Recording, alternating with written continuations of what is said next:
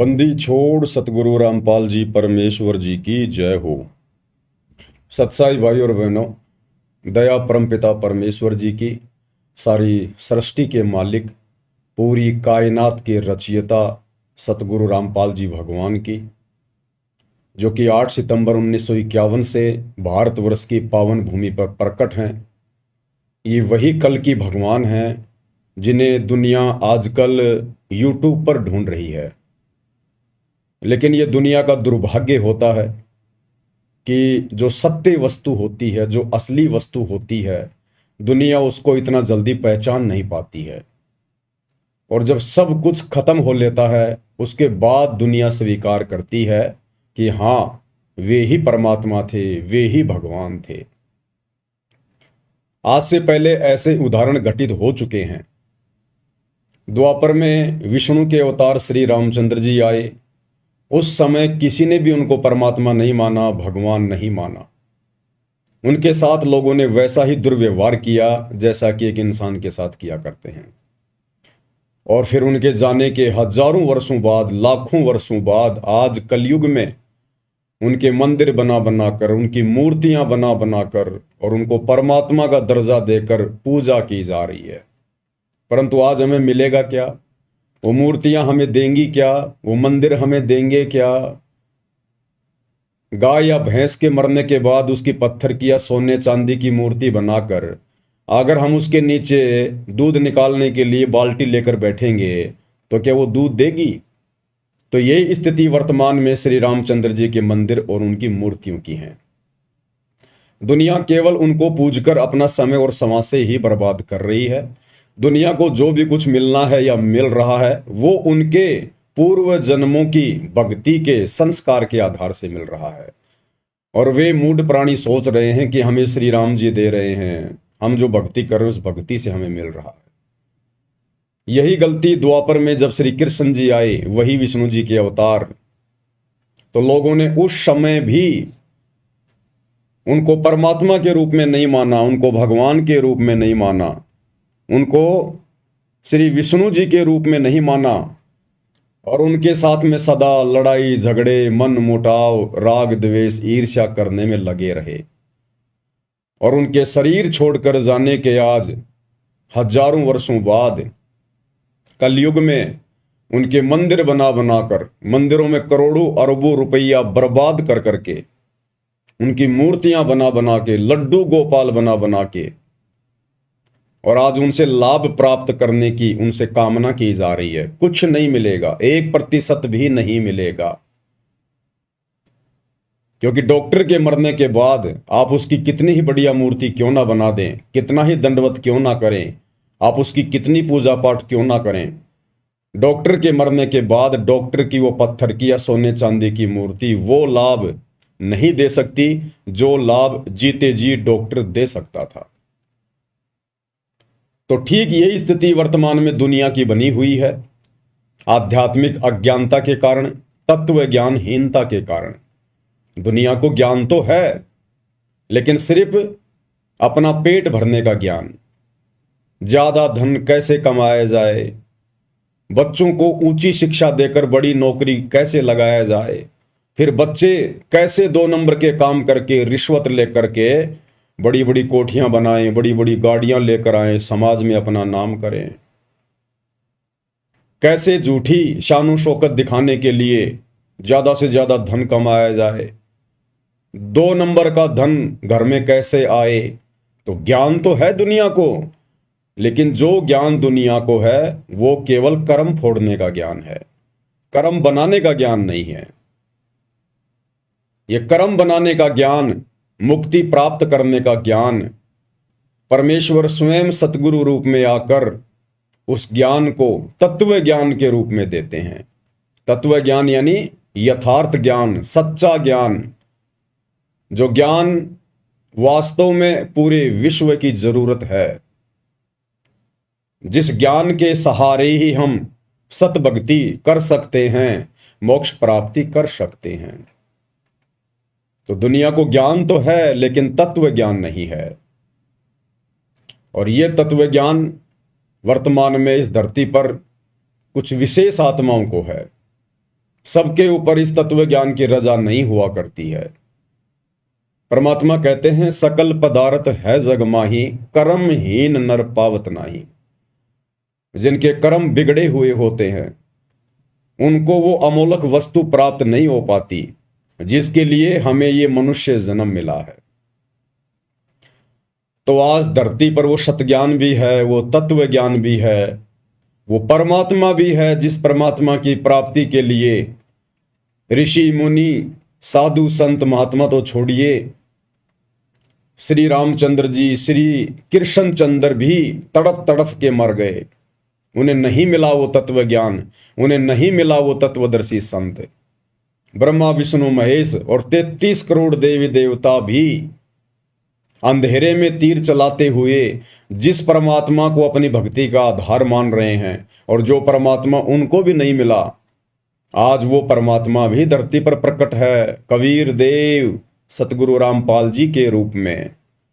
क्योंकि ये 33 करोड़ देवी देवता भी उस परमात्मा को ही आधार बनाकर भक्ति करते हैं, लेकिन उनका मार्ग सत्य नहीं है।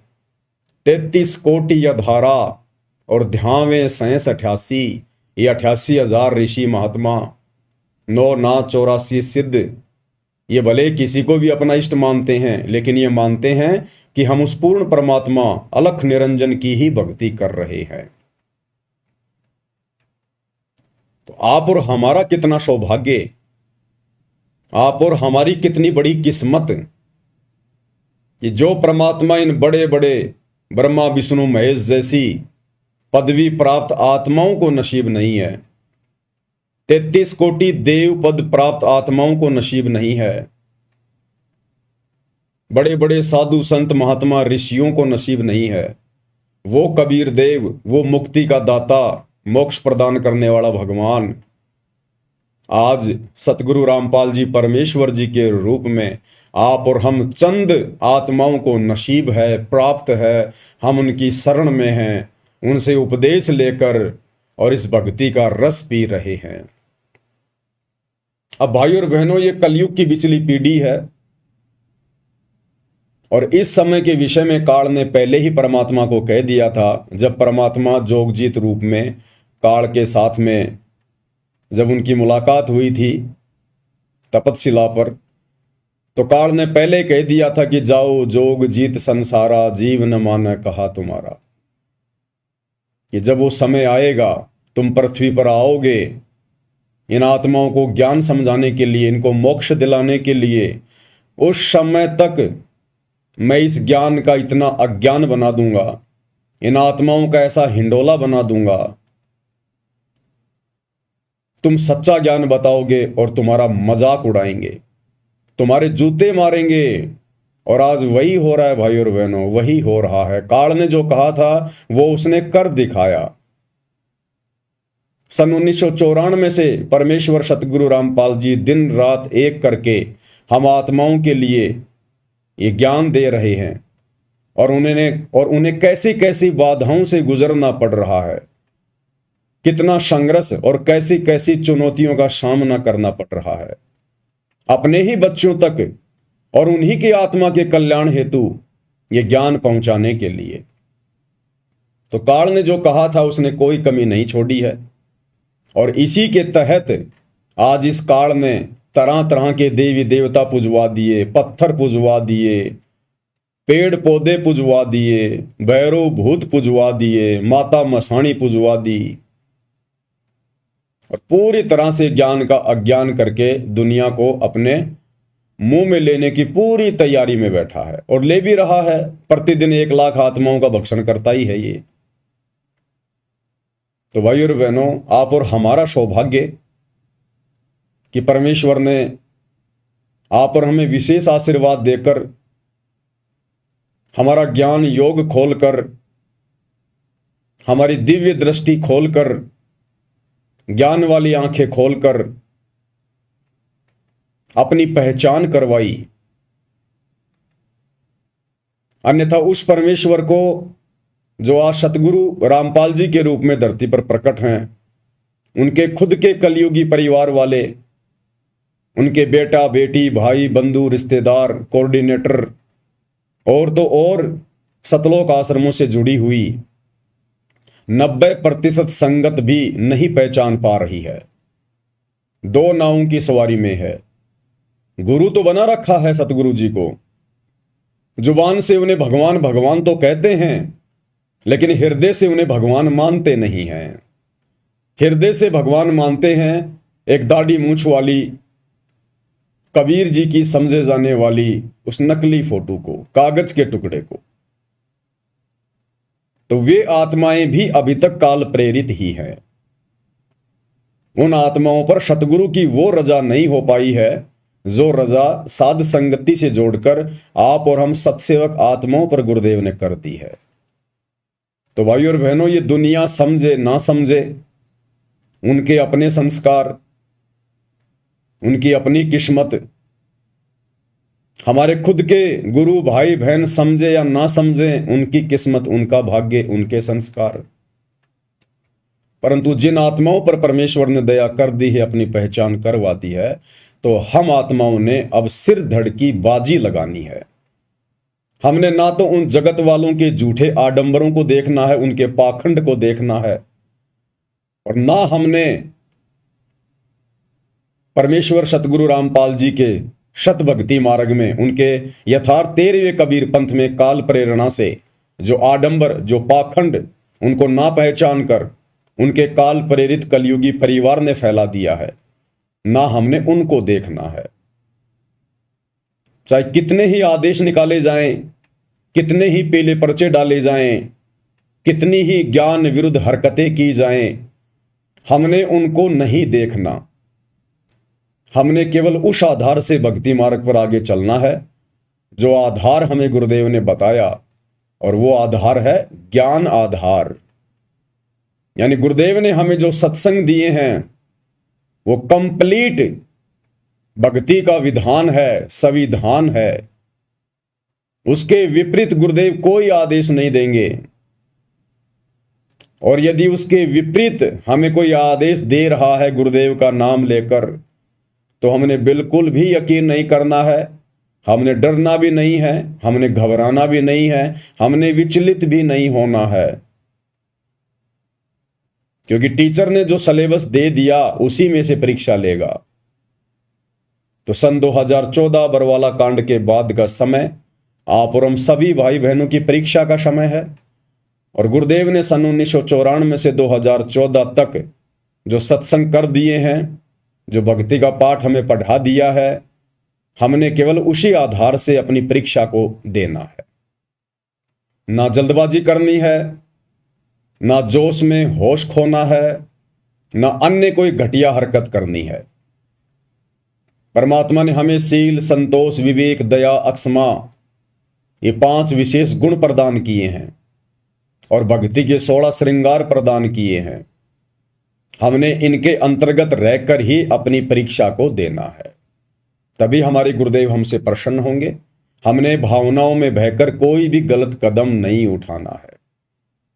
चाहे मैं पवन दास आप जी को कोई भी संदेशा दूं मालिक के आशीर्वाद से, चाहे अन्य कोई भगत भाई बहन संदेशा दे, चाहे सतलोक आश्रम वालों की तरफ से कोई आदेश आए, हमने जल्दबाजी में निर्णय नहीं लेना है, भावनाओं में नहीं बहना है।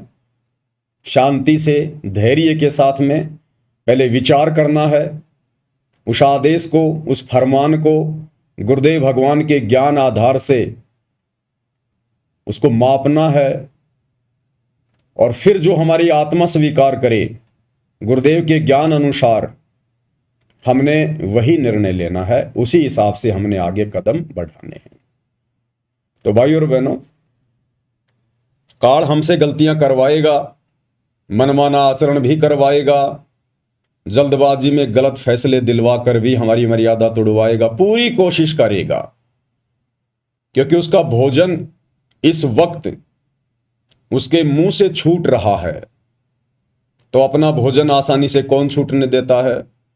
जब सूअर यहां आसानी से उस लैट्रिन को नहीं जाने देता जो दूसरा सूअर खाने की कोशिश करता है, कुत्ता इतनी आसानी से हड्डी नहीं छोड़ता जिस हड्डी को देखकर दूसरा कुत्ता आ जाता है।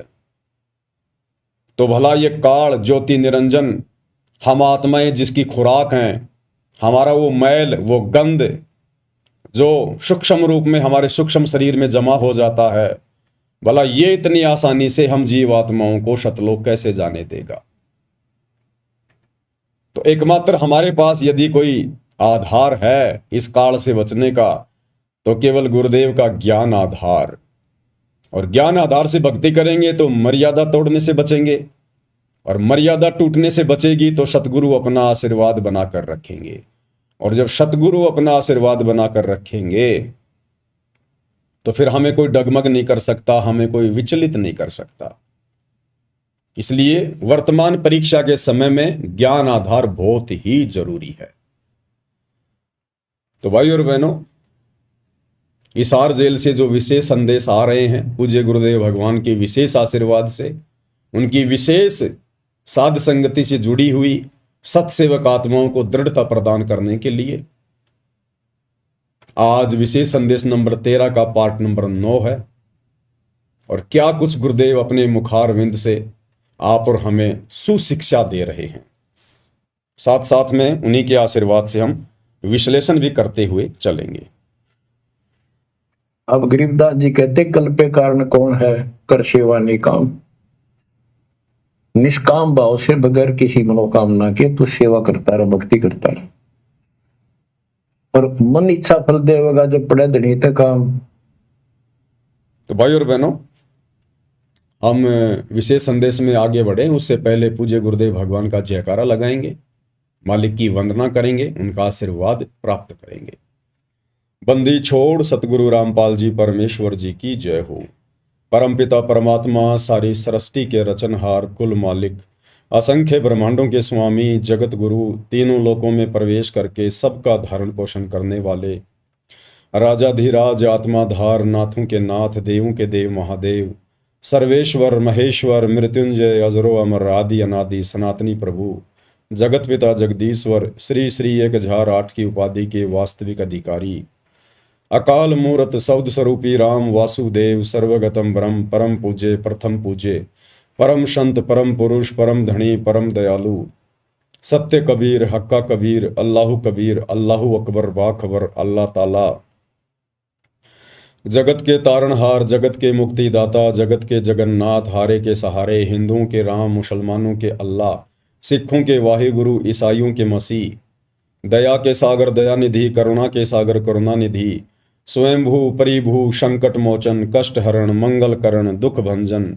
अविगत कबीर, निर्विकार निर्विषम परमात्मा, अलय अलेख सतगुरु, आदि अनादि सतगुरु, असली मर्यादा पुरुषोत्तम, असली राम, असली कृष्ण, असली घनश्याम, असली मुरारी, राजाओं के राजा, महाराजाओं के महाराजा, शहनशाहों के शहनशाह, सम्राटों के सम्राट, भगवानों के भगवान, अल्लाहों के अल्लाह, प्रभुओं के प्रभु, मसीहाओं के मसीह, सच्चे वाहिगुरु, बाबाओं के बाबा, पीरों के पीर, सेठों के सेठ, जगत सेठ, सावड़सा सेठ, सर्वगुण संपन्न, अनंत कोटि कलाओं के स्वामी, अनंत कोटि ब्रह्मांडों के नायक, योगियों में महायोगी, ध्यानियों में महाध्यानी, सिद्धों में परम सिद्ध, ज्ञानियों में तत्व ज्ञानी, ब्रह्म ज्ञानी, महाज्ञानी, परम ज्ञानी, सर्वश्रेष्ठ ज्ञानी, विज्ञानी, युवा कबीर, समर्थ कबीर, असंवाद, अमित ओजा, सच्चे रहनुमा, करीम अल्लाह, सुभान अल्लाह, दुनिया के अंतिम पैगंबर, 8 सितंबर 1951 से गांव धनाना, जिला सोनीपत, हरियाणा, भारतवर्ष की पावन भूमि पे प्रकट रियल कल की भगवान,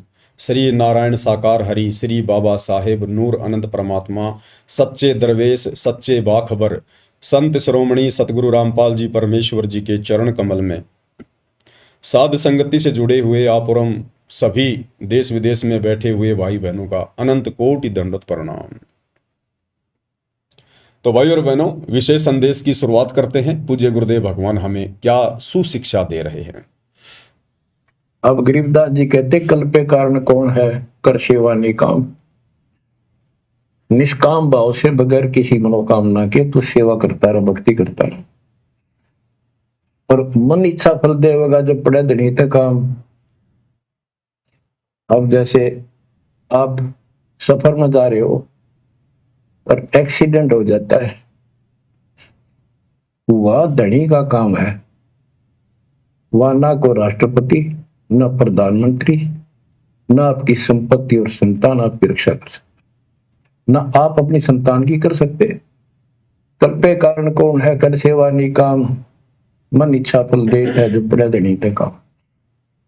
पूज्य गुरुदेव भगवान कह रहे हैं कि कल्पे कारण कौन है, कि तू अपने मन में उठने वाले संकल्प और विकल्प को छोड़ दे, त्याग दे, कि वो भगवान बड़ा होगा, वो भक्ति सही होगी, ऐसा करूंगा तो मेरा भला होगा, वैसा करूंगा तो मेरा भला होगा। कहते इस ज्ञान को आधार बनाकर, तत्व ज्ञान को अच्छे से समझकर, एक परमेश्वर को, गुरुदेव भगवान को परमात्मा के रूप में मानकर भक्ति पर दृढ़ हो जा। कल्पे कारण कौन है, तू कर सेवा निष्काम। और जब तुझे सच्चे गुरु की पहचान हो जाए, भक्ति मार्ग तेरे समझ में आ जाए, उसके बाद में तू निष्काम भाव से सेवा कर। ये जो भक्ति हमें गुरुदेव भगवान ने दी है, फिर हमने इस भक्ति को निष्काम भावना से करनी होती है, तभी हमारी भक्ति सफल होगी। निष्काम भावना यानी हमारे मन में किसी भी प्रकार की मोक्ष के अलावा कोई इच्छा नहीं होनी चाहिए, कोई डिमांड नहीं होनी चाहिए गुरुदेव भगवान से, कि मैं बड़ा कोई मंत्री पद प्राप्त कर लूं, मेरे लड़का हो जाए, मेरा बेटा नौकरी लग जाए, मेरा बिजनेस सेटल हो जाए, बड़ी मेरी कोठी बन जाए, घर में लंबी गाड़ी आ जाए। निष्काम भाव से हमने भक्ति करनी है। केवल एक ही कामना, एक ही इच्छा पल पल होनी चाहिए कि परमेश्वर कैसे भी करके इस गंदे लोक से मेरा छुटकारा करवा दीजिए, मुझे मोक्ष प्रदान कर दीजिए गुरुदेव, मुझे इस काल के जाल से, 84 लाख योनियों के कष्ट से बाहर निकाल दीजिए। इस एकमात्र इच्छा के बिना, कामना के बिना हमारे मन में जब तक हम इस भक्ति को करेंगे अंतिम श्वास तक, दूसरी कोई डिमांड, कोई इच्छा नहीं होनी चाहिए। घर में आंखों के सामने अगर बेटा मरने वाला हो, बेटी मरने वाली हो किसी भी कारण से, तो हमने अपने गुरुदेव से, अपने हृदय से विशेष प्रार्थना भी नहीं करनी कि गुरुदेव मेरा बेटा बचा दे, गुरुदेव मेरी बेटी बचा दे। वो परमात्मा सबको उनके कर्मों के अनुसार, जैसा भी उनका प्रारब्ध है, शुभ या अशुभ, वो परमात्मा वैसा ही उनको प्रदान करता है। हम कहेंगे तो भी प्रदान करेगा और ना कहेंगे तो भी प्रदान करेगा। उसके कंप्यूटर में, उसके अकाउंट में किसी प्रकार की कोई जो है मिस्टेक नहीं है। परंतु हम बीच में टांग अड़ाकर अपनी अज्ञानता का प्रमाण दे देंगे और अपनी भक्ति को नष्ट कर देंगे। ये काल बहुत चतुर है, बहुत सयाना है, बिल्कुल साथ साथ रहता है कि भगत कहां गलती करे, तो उसी समय हमारे अकाउंट से हमारी भक्ति को माइनस कर दिया जाएगा और वो बेटा बेटी को ठीक कर दिया जाएगा। वो बेटा बेटी तो वैसे भी ठीक होने थे, क्योंकि गुरुदेव ने बताया कि जब बच्चा माता पिता के अधीन होता है 3 या 4 साल तक, 4-5 साल तक, जब तक बच्चा इस ज्ञान को ठीक ठाक से समझकर भक्ति करने योग्य नहीं हो जाता है, उस समय तक माता पिता की भक्ति के अनुसार कि माता पिता कैसी भक्ति कर रहे हैं, किस प्रकार से मर्यादा में हैं, उस आधार से परमेश्वर उन अनुपदेशी बच्चों की भी रक्षा करता है। तो हमने गुरुदेव भगवान से उन बच्चों के विषय में उनके स्वस्थ होने की कामना के बजाय, उनकी जीवन रक्षा की कामना के बजाय, आप और हमने अपनी भक्ति और मर्यादाओं पर अधिक ध्यान देना है। हमने वो पुरानी परंपराएं, वो आदतें छोड़नी पड़ेंगी। जरा सा बच्चे का स्वास्थ्य खराब हुआ नहीं, जरा सा उसको बुखार हुआ नहीं, हमारी माताएं, हमारी दादी 1.25 रुपया बांध के कपड़े में उसके सिर के ऊपर से यूं करके और जाकर बाहर किसी चौराहे पे रख के आ जाती थी। और घर में जो भी फोटो होती थी शंकर जी की, ब्रह्मा जी की, कृष्ण जी की, माता जी की, ना जाने 20-20 बार उनसे दुआ कर लेती थी, हे भगवान मेरी उम्र मेरे बच्चे को लग जाए, हे परमात्मा मेरे बच्चे को बचाना। तो भाई और बहनों, वो गलतियां अब हमने नहीं करनी। हमने हर प्रकार की उन रीति रिवाजों को, उस छोटी और ज्ञान विरुद्ध उन हरकतों को हमने छोड़ना पड़ेगा। छोड़ देने पछलियों की रीत सतगुरु तारेंगे, और मन कर धीर बांध ले रे बोरे, यानी हमने इस ज्ञान आधार से थोड़ा धैर्य रखना है, विश्वास को बना के रखना है कि मेरा गुरु समर्थ है, मेरा परमात्मा समर्थ है। मेरे परमेश्वर को यह भी पता है कि अगर भगत जिस घर में रह रहा है, अगर उस घर में कोई नुकसान हो गया, कोई आपत्ति आ गई, तो भी मेरा भगत भक्ति से डिस्टर्ब होगा। तो परमात्मा नहीं चाहता कि मेरा बेटा, मेरा भगत डिस्टर्ब हो। तो हर संभव कोशिश करते हैं गुरुदेव भगवान जोड़ जुगाड़ लगाने की, उनके संस्कारों को इधर उधर सेट करने की। लेकिन उसके लिए भाई और बहनों, आप और हमने दृढ़ रहना पड़ेगा। आप और हमारी भूमिका बहुत ज्यादा महत्व रखती है, यानी माता पिता की। अगर बच्चे छोटे हैं तो माता पिता की भूमिका बहुत ज्यादा है। माता पिता की भक्ति के आधार से, उनके समर्पण भाव को देखकर, उनकी मर्यादा को देखकर गुरुदेव भगवान उन बच्चों की भी यथासंभव रक्षा करते हैं। और एक सत्संग में तो गुरुदेव ने बताया कि अगर आप भक्ति पे पूर्णतया दृढ़ हो जाओ, बिल्कुल संसार की सुनना ही बंद कर दो, तो परमेश्वर आपके रिश्तेदारों तक की रक्षा करेंगे, रिश्तेदारों तक की। ये वो परमात्मा है। तो बच्चों की तो चिंता ही छोड़ देनी चाहिए। हमने कोशिश करें हम अपने बच्चों को इस मार्ग पर लगाएं, ज्ञान समझाएं। और फिर भी यदि वो नहीं मानते हैं तो फिर इसमें आप और हमारा दोष नहीं है। और यदि फिर उसके बाद जब वो बच्चे समझदार हो जाते हैं, 12, 13, 14, 15 साल के, 20 साल के, और यदि इस भक्ति मार्ग को नहीं अपनाते हैं, अपनी मनमानियां करते हैं, जगत भाव में चलते हैं, और यदि फिर उनके साथ कोई अप्रिय घटना घटित होती है, तो फिर उस समय भगत ने फिर चिंता नहीं करनी चाहिए, भगत ने फिर चिंतित नहीं होना चाहिए। क्योंकि ना तो आपने समझाने में कोई कमी छोड़ी, ना परमात्मा ने मौका देने में कोई कमी छोड़ी। अब भाई उन आत्माओं के अपने संस्कार हैं। ऐसे बेटा बेटी ना जाने हमने करोड़ों अरबों पैदा कर करके छोड़ रखे हैं, जिनके नाम के गांव बसे हुए हैं, आज हमें पता भी नहीं है। हमारे असंख्यों मनुष्य जन्म हो चुके हैं, हर जन्म में बेटा बेटी तो पैदा करते ही हैं। हम भी किसी के बेटा बेटी रहे हैं, हमारे भी कितने बेटा बेटी रहे हैं। अब पिछले जन्म में हमारे माता पिता कौन थे, हमारे बेटा बेटी कौन थे, हमें कुछ भी याद नहीं है, भुला दिया गया है। तो ऐसे ही हमारे असंख्य जन्म हो चुके हैं, ना जाने कितने हमारे बेटा बेटी, करोड़ों की संख्या में। उनमें से ना जाने लाखों तो गधे कुत्ते सुअर बनकर 84 लाख योनियों में कष्ट भोग रहे हैं, फिर हमें उनकी चिंता क्यों नहीं है। उनमें से ना जाने कितने मंत्री बन रहे हैं, कोई संतरी बन रहे हैं, कोई बड़े बड़े अधिकारी बन के बैठे हैं मनुष्य जन्म लेके, फिर हम उनकी चिंता क्यों नहीं कर रहे कि ये भगवान वो भक्ति नहीं करेंगे तो उनका क्या होगा। तो भाई और बहनों, जब हमें उन असंख्य जन्मों के बेटा बेटियों की चिंता नहीं है, तो फिर इस वर्तमान जन्म के बेटा बेटियों की हमें इतनी चिंता क्यों। परमात्मा इसी चिंता को तो समाप्त करवाना चाहते हैं अपना ज्ञान देकर, ज्ञान आधार से, कि जिस प्रकार तुम उनको भूल गए, तुमने उनको भगवान भरोसे छोड़ दिया। तुम्हारे मरने के बाद तुम ये सोचते सोचते मर गए थे कि हे भगवान मेरे बेटे का क्या होगा, मेरी बेटी का क्या होगा।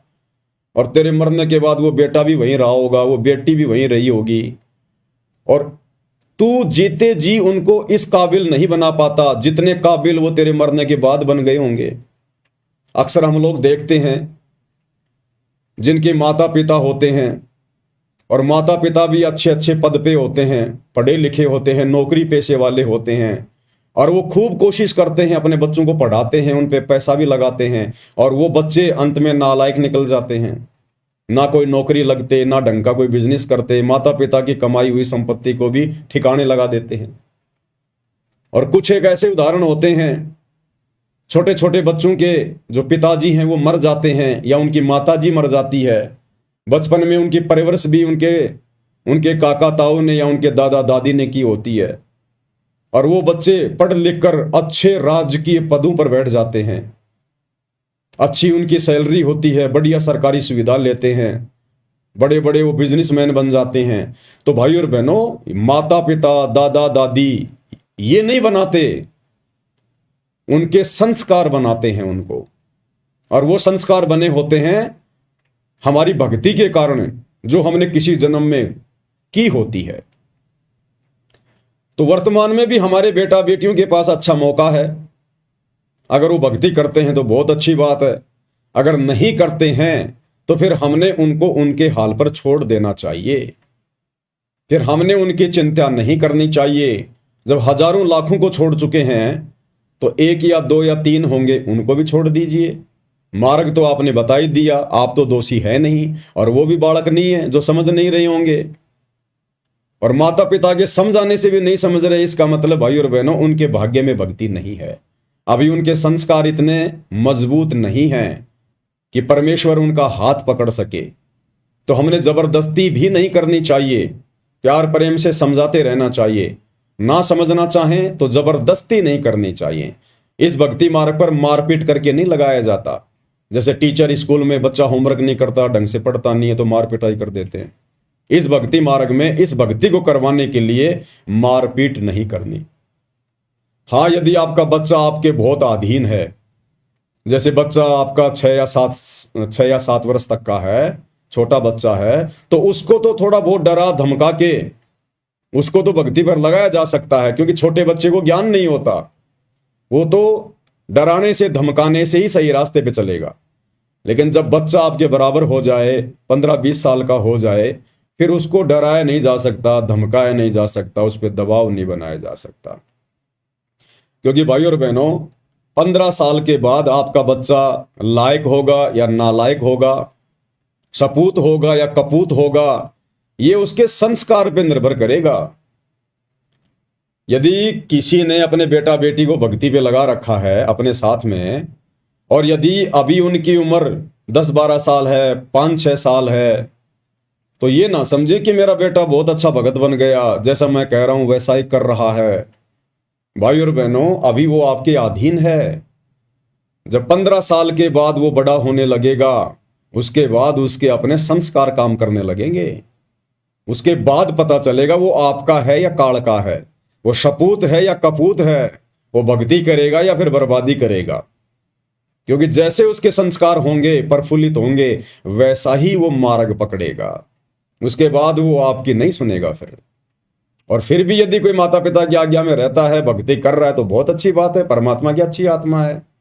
लेकिन हमने आश्रित नहीं होना, उनके भरोसे रहने की नहीं सोचनी है कि बेटा बेटी बिगड़ गए तो मेरा बुढ़ापे में क्या होगा, मेरे बुढ़ापे के सहारे का क्या होगा। नहीं, जिनके बेटा बेटी नहीं है, जिनको परमात्मा ने इस आफत में डाला ही नहीं है, आम समाज जिनको बांझ कहता है, और वो परमात्मा की विशेष प्यारी आत्मा होती है, परमात्मा इस लफड़े में उनको डाला ही नहीं है, उनका तो सीधा मोक्ष अगर मर्यादा में रह के भक्ति पर लगे रहे तो वो भी तो किसी के आसरे जिएंगे, वो भी तो किसी के आसरे भक्ति कर रहे हैं। अंत में हमारा बुढ़ापा संवारेगा हमारा भगवान, हमारा गुरु, जो तीनों लोकों में प्रवेश करके सबका धारण पोषण कर रहा है। संस्कार आधार से परमात्मा सबकी परवरिश कर रहा है। हमारा गुरु हमें संभालेगा, हमारी परवरिश हमारा गुरु करवाएगा। पहली बात तो जो शास्त्र अनुकूल सत भक्ति पूज्य गुरुदेव भगवान से आप और हमें वर्तमान में प्राप्त है, इस भक्ति के करने से बुढ़ापे में आप और हमारा वो हसर होगा ही नहीं। जो हसर माया के पीछे दौड़ने वाले, शास्त्र विरुद्ध टूटी फूटी भक्ति करने वाले, देवी देवताओं पर आश्रित और अपनी संपत्ति और अपने परिवार पर आश्रित जो व्यक्ति हैं, जब जिनका बुढ़ापा आता है, जो दुर्गति उनकी होती है, वो दुर्गति भगत भाई बहनों की तो होगी ही नहीं। जहां दुनिया वाले कोई जो देवी देवताओं की भक्ति करते हैं, शास्त्र विरुद्ध साधना करते हैं, उल्टा सीधा खाना पीना, जहां 60-70 साल की उम्र में उनके घुटने टूट जाएंगे, उनका शरीर जवाब दे जाएगा, काया उनकी रोगी हो जाएगी, उस समय आप और हम भगत भाई बहन यदि शरीर में रहे तो घोड़े की तरह चलेंगे, घोड़े की तरह। बिल्कुल ऐसे युवा शरीर रहेगा हमारा, 70 साल की उम्र में भी, 80 साल की उम्र में भी। आपने दादा गुरुदेव को नहीं देखा? गुरुदेव भगवान कितना उनका जो है गुणगान करते हैं, उनका बखान करते हैं कि जब मैंने उपदेश लिया उस समय मेरे गुरुदेव की आयु 104 वर्ष की थी और बिल्कुल लाल चेहरा, स्वस्थ शरीर, कोई रोग नहीं। और जिस समय दादा गुरुदेव ने शरीर त्यागा, उस समय भी कोई रोग नहीं, कोई परेशानी नहीं, ना कोई जुबान बंद, ना कोई टट्टी पेशाब, कुछ नहीं। जबकि दादा गुरुदेव तो 12वें पंथ में थे, 12वें पंथ में। उनको तो शत भक्ति भी प्राप्त नहीं थी, उनको कंप्लीट भक्ति का मार्ग भी प्राप्त नहीं था, क्योंकि 12वें पंथ की आत्माओं को सतगुरु रामपाल जी भगवान ने कंप्लीट भक्ति कोर्स देना ही नहीं था। दादा गुरुदेव का तो अब दोबारा से जन्म होगा, दोबारा से उनको फिर से सतगुरु रामपाल जी की शरण में आना पड़ेगा, तब कहीं जाकर उनका मोक्ष होगा। तो सोचिए भाई और बहनों, आप और हम तो बिल्कुल गोल पर आ गए, गोल पर, बिल्कुल मौके के समय पर हैं, यथार्थ 13वें कबीर पंथ में, डायरेक्ट भगवान के चरणों में। सत भक्ति हमें प्राप्त है और मर्यादा में रहकर हम भक्ति कर रहे हैं। आप और हमें तो परमात्मा अपनी पलकों पे रखेगा, अपने हाथों पर। समस्या नाम की कोई चिड़िया नजदीक भी नहीं आने देगा परमात्मा, अगर हम उनके वफादार कुत्ते बनकर इसी प्रकार से उनके चरणों को चाटते रहे तो।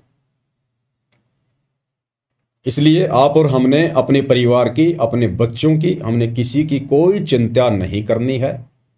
और गुरुदेव ने बताया कि जब कोई परिवार का सदस्य शरीर छोड़ता है तो हमने रोना धोना बिल्कुल भी नहीं है, बिल्कुल भी रोना धोना नहीं है। मन भी छोटा नहीं करना, चेहरा भी उदास नहीं होना चाहिए।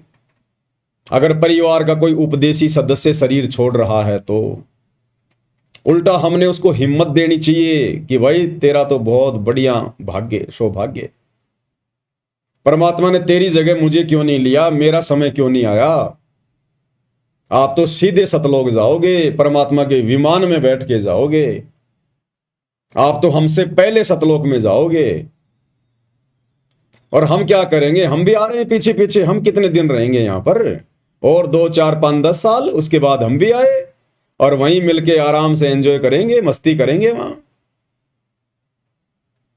जैसे कोई परिवार का कोई बेटा या कोई बेटी, उसका ज्वाइनिंग लेटर आ जाता है और जब उसको सरकार नौकरी ज्वाइन करने के लिए बुलवाती है तो कैसे घर के सदस्य उसकी आरती उतारा करते थे, उसको विदा करने से पहले उसके टीके लगाया करते थे, उसका सामान उठा के अपने कंधों पर उसको बस स्टैंड तक लेके जाते थे और गांव की औरतें गीत गा गा कर उसको विदा करके आती थी खुशी खुशी, और वो भी खुशी खुशी जाया करता था।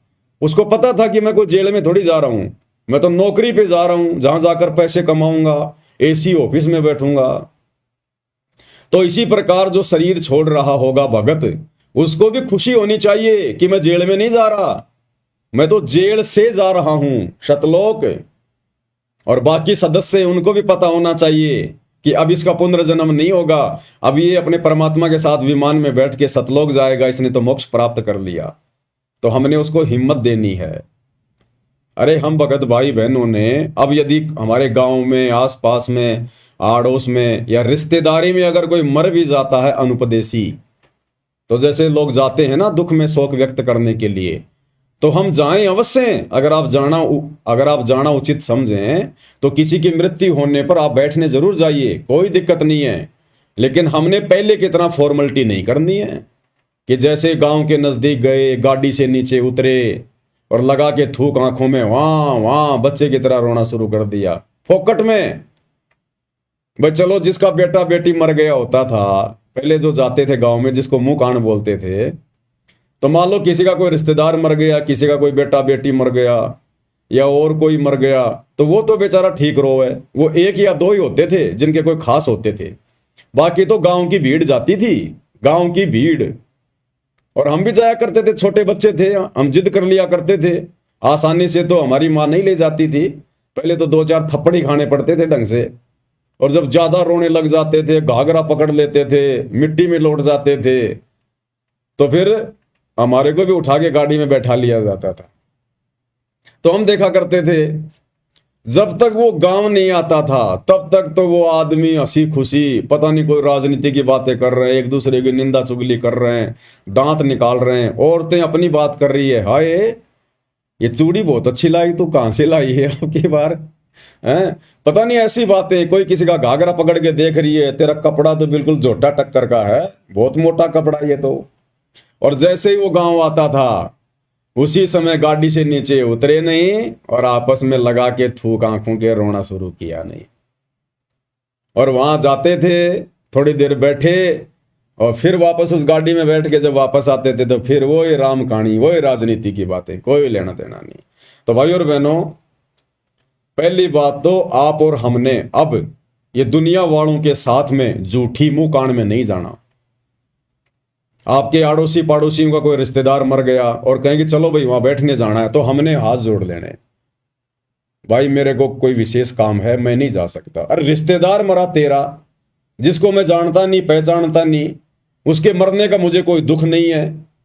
अब मैं क्यों फालतू में आंसू बहाऊं वहां जाके, मैं क्यों फालतू में ड्रामेबाजी करूं। तो भक्ति मार्ग में ये ड्रामेबाजी फॉर्मेलिटी नहीं चलती है। तो हमने अब नहीं जाना, अगर गांव में एक को मना कर दोगे ना, दोबारा जब किसी के मरेगा ना रिश्तेदार, आप और हमें कोई टोकेगा ही नहीं, टोकेगा ही नहीं हमें कोई। हाँ, यदि गांव में कोई मर जाता है, गांव के आड़ोस पाड़ोस में कोई मर जाता है, जैसे गांव की औरतें जो वहां जाती हैं बैठने के लिए पैदल, तो उनके साथ में हम जा सकते हैं। लेकिन दूर की रिश्तेदारियों में जिनको हम जानते नहीं पहचानते नहीं, वहां हमने नहीं जाना फालतू में। और हमारी रिश्तेदारी में कोई मर जाए, हमारा कोई रिश्तेदार, तो हमने जाना तो है, लेकिन हमने रोना धोना नहीं है।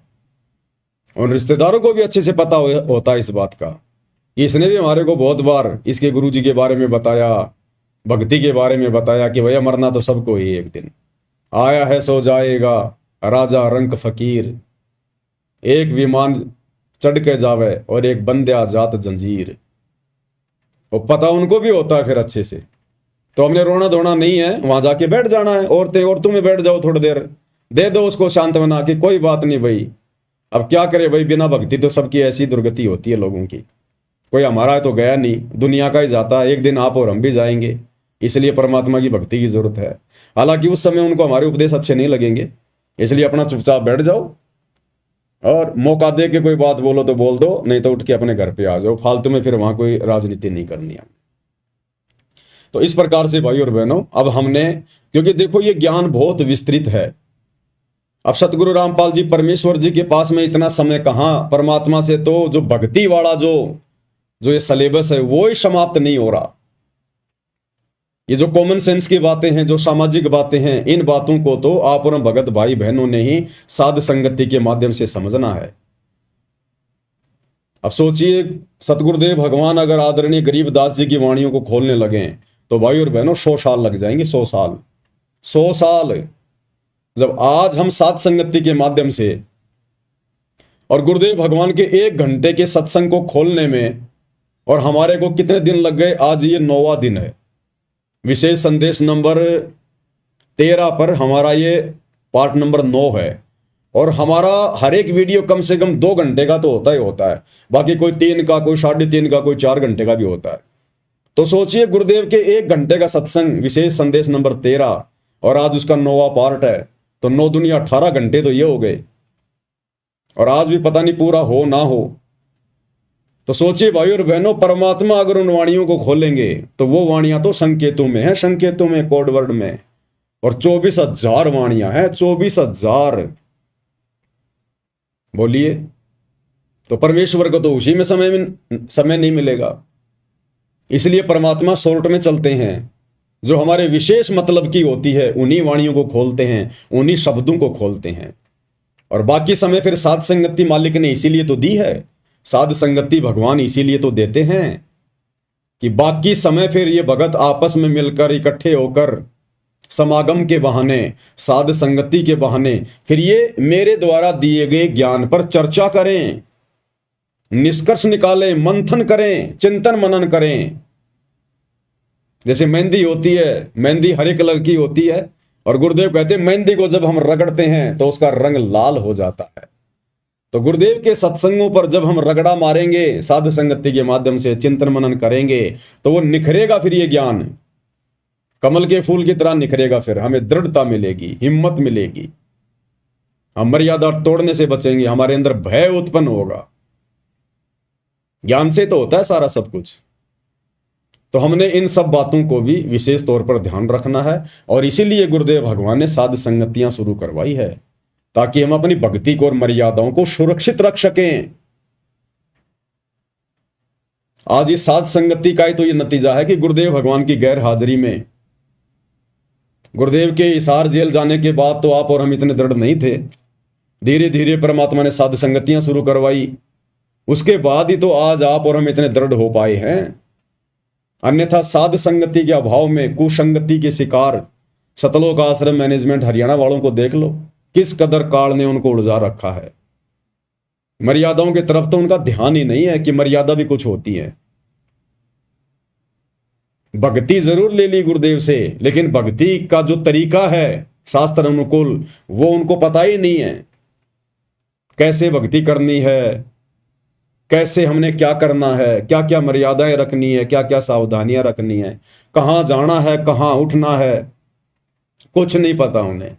आदेशों के गुलाम बना के रखा हुआ है। तो ये साध संगति का ही तो नतीजा है जो हम इस कदर आज इस भक्ति मार्ग पर गुरुदेव के आशीर्वाद से सफल होने की दिशा में निरंतर आगे बढ़ते जा रहे हैं।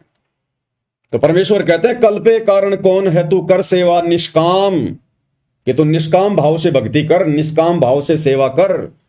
ये तीनों समय की आरती, सत्संग सुनना, सुमरण करना, पांचों यज्ञ करना, परमात्मा की ज्ञान चर्चा करना, ये आता है पूजा में, भक्ति में, सेवा में। तो कहते तू निष्काम भाव से कर, कोई इच्छा मत रख, कोई डिमांड मत कर। तुम्हारा गुरु, तुम्हारा परमात्मा सर्वज्ञ है, जानी जान है, अंतर्यामी है। उन्हें बोलकर बताने की जरूरत नहीं है, रोककर दिखाने की जरूरत नहीं है। वो सब कुछ जानता है, तेरे असंख्य जन्मों की जानता है, भूत भविष्य वर्तमान सब जानता है। और वो जो भी कुछ देगा तेरी भक्ति के आधार से देगा, क्योंकि तेरे को वर्तमान में उसने एक विशेष कार्य दे दिया, विशेष सेवा दे दी, भक्ति। और जैसी तू भक्ति करेगा वैसा ही बराबर तुझे फल देता चला जाएगा। तो तेरे को किसी से मांगने की जरूरत नहीं है। जिस प्रकार यात्री ने जयपुर से दिल्ली जाना है, जितने कदम वो चलेगा उतनी दूरी ऑटोमेटिक कम होती जाएगी, ऑटोमेटिक। वो नापने की जरूरत नहीं है, जितने कदम हम उस तरफ रखेंगे उतनी दूरी कम होती चली जाएगी। तो जितना हम भक्ति मार्ग पर ज्ञान को आधार बनाकर मर्यादाओं के साथ में आगे बढ़ते जाएंगे, परमात्मा हमारे उतने ही नजदीक आते चले जाएंगे। ना रोने धोने की जरूरत है, ना कोई प्रार्थना लगाने की जरूरत है, ना कोई मन में इच्छा या कोई कामना रखने की जरूरत है।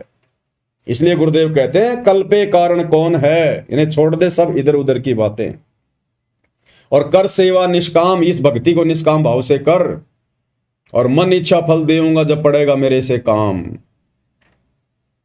जब हमारे ऊपर कोई आपत्ति आनी होगी, हमारे भाग्य की, हमारे प्रारब्ध की, क्योंकि वर्तमान में तो हम ऐसा कोई कार्य करेंगे नहीं, वर्तमान में तो ऐसी कोई गलती हम करेंगे नहीं जिससे हमारे ऊपर आपत्ति आनी हो। तो आपत्ति अगर आएगी, आनी होगी, तो हमारे पिछले बिगड़े हुए उन जो है कर्मों के कारण, उसके लिए परमात्मा ने हमें भक्ति दे दी, मर्यादा बता दी। अगर तू मेरे द्वारा बताई गई भक्ति को मर्यादाओं में रह के करेगा तो फिर जब तेरे ऊपर कोई समस्या भी आनी होगी, फिर मैं अपने आप देख लूंगा। तेरे को चिंता करने की जरूरत नहीं है। चिंता तो हरि नाम की और न चिंता दास, और जो कोई चिंता नाम बिना सोए काल की फांस। केवल एकमात्र हमने गुरुदेव की भक्ति की चिंता करनी है कि मेरी मर्यादा खंडित ना हो जाए, मेरी भक्ति में कोई कमी ना रह जाए, कोई चूक चाकरी मेरे से ना रह जाए।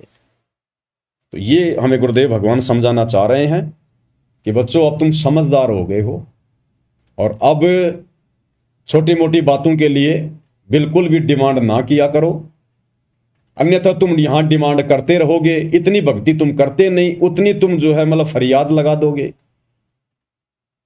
अरे रोजाना आदमी 100 रुपए कमाता नहीं और 150 रुपए का वो खर्चा कर दे रोजाना, तो उल्टा वो तो कर्जमान बन जाएगा। तो एक तो हम इतनी भक्ति नहीं करते, ऊपर से दिन में 20 कोई डिमांड कर देते हैं। तो परमात्मा कहते हैं फिर तुम्हारे पास भक्ति धन जुड़ेगा कैसे, भक्ति का जो प्रेशर है वो बनेगा कैसे।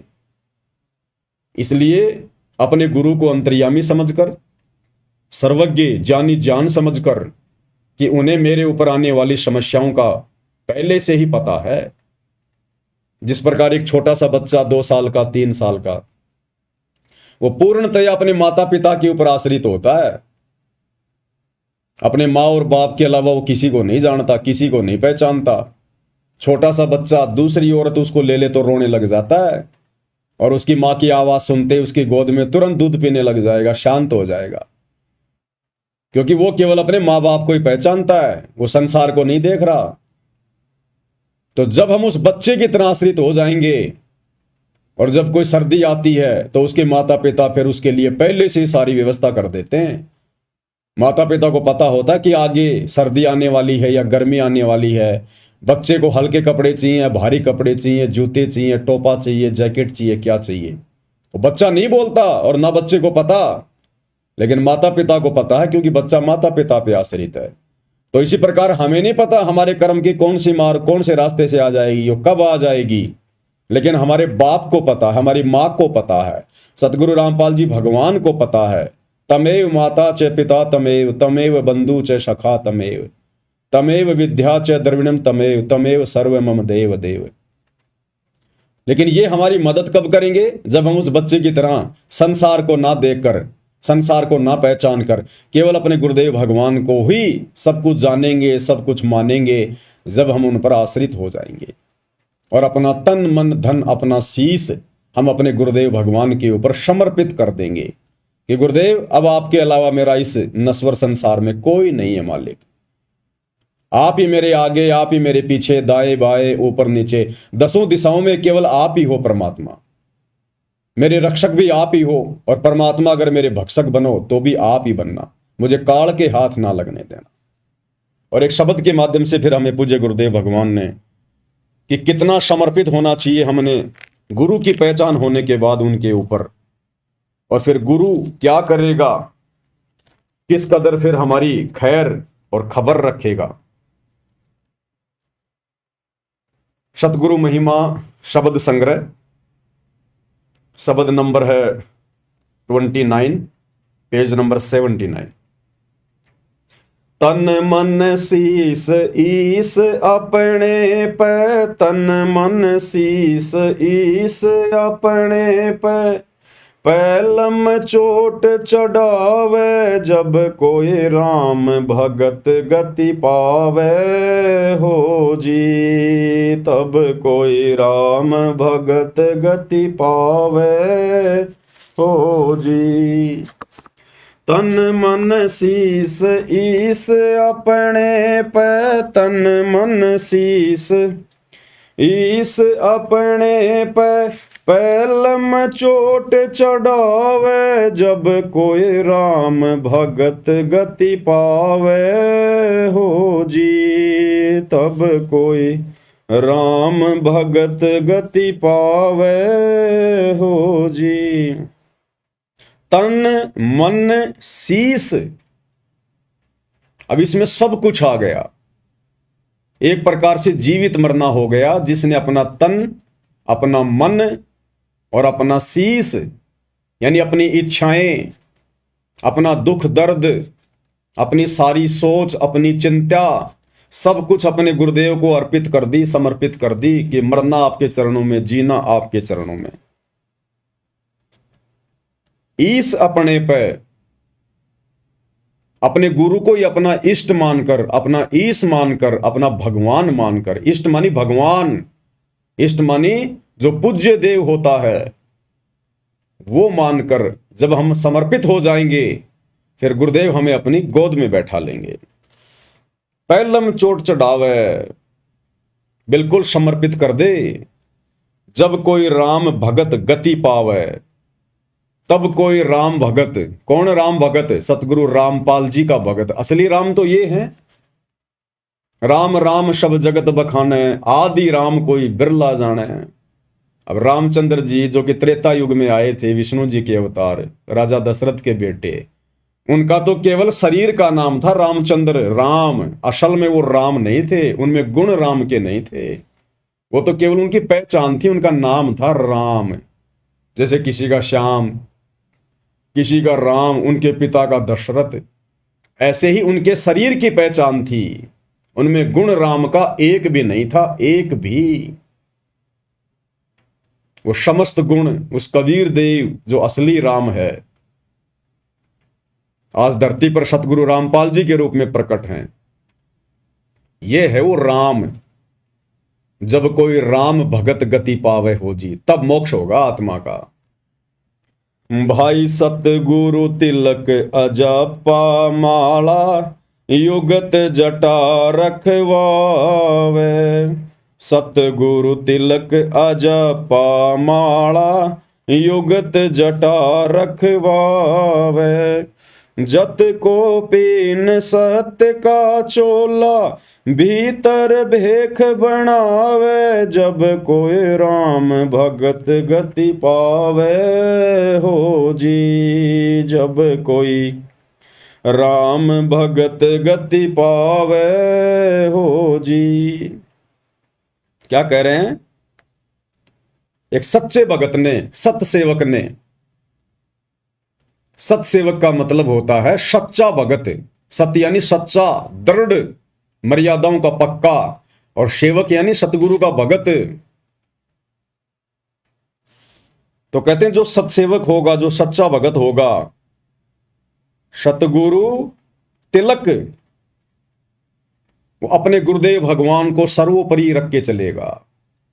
सतगुरु तिलक, जैसे तिलक यहां लगाते हैं माथे पर सबसे ऊपर सम्मान के लिए, तो गुरुदेव कहते हैं जो सच्चा भगत होगा वो अपने गुरु जी को अति पूजनीय मानकर भक्ति करेगा, सर्वोपरि स्थान पर रखेगा कि गुरु समान नहीं दाता रे जग में, गुरु समान नहीं दाता, कि मेरे गुरु के अलावा और कोई नहीं संसार में, मेरे लिए प्रथम और अंतिम केवल मेरे गुरुदेव भगवान हैं। सतगुरु आदि अनादि है, सतगुरु मद है मूल, और सतगुरु को सिजदा करूं एक पलक नहीं भूल। तो कहते हैं अपने तिलक की जगह अपने पूज्य गुरुदेव भगवान को रखना चाहिए, अपने शीश पर, अपने माथे पर सतगुरु तिलक और जप्पा माला। और यदि सतनाम मिल गया है तो कहते हैं उसमें लो लगा देनी चाहिए, दिन रात उसका सुमरण। भाई और बहनों, सतनाम केवल उस 2 मंत्र के नाम को ही नहीं कहते, सतनाम कहते हैं सच्चे नाम को। जो प्रथम नाम है वो भी सतनाम है, क्योंकि वो इन देवी देवताओं का वो सतनाम है, उनके भक्ति बीज हैं, उनके बीज मंत्र हैं, मूल मंत्र हैं। तो प्रथम मंत्र जो कि 7 मंत्र का होता है वो भी सतनाम है, सच्चा नाम है। 2 अक्षर का जो है वो भी सतनाम है, सच्चा नाम है। सार नाम है वो भी सतनाम है, सच्चा नाम है। उसके बाद कहते हैं जो शब्द, जो मंत्र गुरुदेव भगवान से प्राप्त हो जाए फिर उसके ऊपर लो लगा देनी है। और युगत जटा रखवावे, युगत जटा कहते हैं इस जटा की जरूरत नहीं है, लंबे लंबे बाल बधाने की जरूरत नहीं है। युगत जटा, युगत यानी विधि, कहते ना योग युगत की विधि बतावे। मन इंद्री पे पैरा हो, जगन्नाथ एक मंदिर बनवा दे। योग युगत, तो कहते हैं युगत जटा रखवावे, यानी जो भक्ति हमें गुरुदेव भगवान ने दी है उस विधि से भक्ति करे, उन मर्यादाओं में रहकर भक्ति करे। ये बाल बूढ़ बढ़ाकर भगत बनने का दिखावा नहीं करना। युगत जटा रखवावे। और जत को पीन सत का चोला भीतर भेक बनावे। जत को पीन, भगत ने जति होना चाहिए, जति लक्ष्मण की तरह। अगर शादीशुदा है तो अपनी स्त्री के अलावा किसी दूसरी स्त्री में पत्नी वाला भाव भी नहीं आना चाहिए। पर नारी को देखिए बहन बेटी के भाव, कहे कबीर कामनाश का यही सहज उपाय। इसी प्रकार जो माता बहनें हैं उन्होंने भी अपने उस पति के अलावा जिसके साथ उनका संस्कार जुड़ा है, उसके अलावा दूसरे गैर पुरुष में वो पति वाला भाव शौपन में भी नहीं होना चाहिए। उसको कहते हैं जत को पीन और सत का चोला। सत का चोला यानी भगत ने हमेशा सत्य भाषण करना चाहिए, झूठ नहीं बोलना चाहिए। साच बराबर तप नहीं, झूठ बराबर पाप, और जाके हृदय साच है ताके हृदय आप। यानी उस सत्सेवक के साथ में फिर परमात्मा रहते हैं। और भीतर भेक बनावे, ये भारी दिखावा करने की जरूरत नहीं है। लाल पीले कपड़े पहन लिए, लंबे लंबे बाल बढ़ा लिए, लंबी लंबी दाढ़ी बढ़ा ली, कहते हैं ये आपकी पहचान नहीं होनी चाहिए। आपकी पहचान होनी चाहिए शास्त्र अनुकूल साधना से, मर्यादाओं में रहकर गुरुदेव ने जो भक्ति बता दी उस विधि से भक्ति करना। वो भगत के लक्षण, भगत के आचार विचार, भगत जैसा व्यवहार हमारे अंदर लोगों को दिखाई देना चाहिए। कहते भीतर भेख बनावे, यानी वो अंदर से भगत बनाए। बाहरी दिखावे से अगर आपको कोई भगत कह रहा है तो आप भगत नहीं है, परमात्मा को प्यारे नहीं है। आपके आंतरिक विचारों से, आपके बोलचाल से, उठने बैठने के तरीके से, आपकी नजर दृष्टि से लोगों को लगना चाहिए कि बहुत अच्छा आदमी है, बड़ा नेक आदमी है, नेक नीति वाला आदमी है। तो कहते हैं भीतर भेख बनावे। परमात्मा हमारे को अंदर से देखेगा कि हम कितने भगत हैं और कितने भगत नहीं हैं। बाहरी दिखावे से कोई भगत नहीं बनता है। भाई लोक लाज मर्याद जगत की तृण ज्यों तोड़ बगावे। लोक लाज मर्याद जगत की तृण ज्यों तोड़ बगावे। कामिनी कनक जहर कर जाने वो शहर अमरपुर जावे। जब कोई राम भगत गति पावे हो जी। जब कोई राम भगत गति पावे हो जी। क्या करें गुरुदेव भगवान? लोक लाज मर्याद जगत की तिणके जो तोड़ बगावे। इस भक्ति मार्ग में गुरुदेव ने बताया यदि हमने सफल होना है तो सबसे बड़ी जो बीमारी है, सबसे बड़ा जो रोग है, उसमें एक है लोक लाज और समाज की फालतू की मर्यादाएं, फालतू के नियम परंपराएं। कहते हैं अगर भगत ने भक्ति मार्ग पर सफल होना है वास्तव में, तो मौका तो गुरुदेव ने दे ही दिया, सतभक्ति दे दी, मार्ग तो हमारे को गुरुदेव ने बता ही दिया। उस मार्ग पर चलना तो हमने ही पड़ेगा। उस मार्ग की तमाम बाधाओं को तोड़ना, साइड में करना, वो हमने पड़ेगा। तो कहते हैं लोक लाज मर्याद जगत की तिणके जो तोड़ बगावे। बिल्कुल भी ना शर्मावे, बिल्कुल भी ना डरे, बिल्कुल भी ना घबरावे।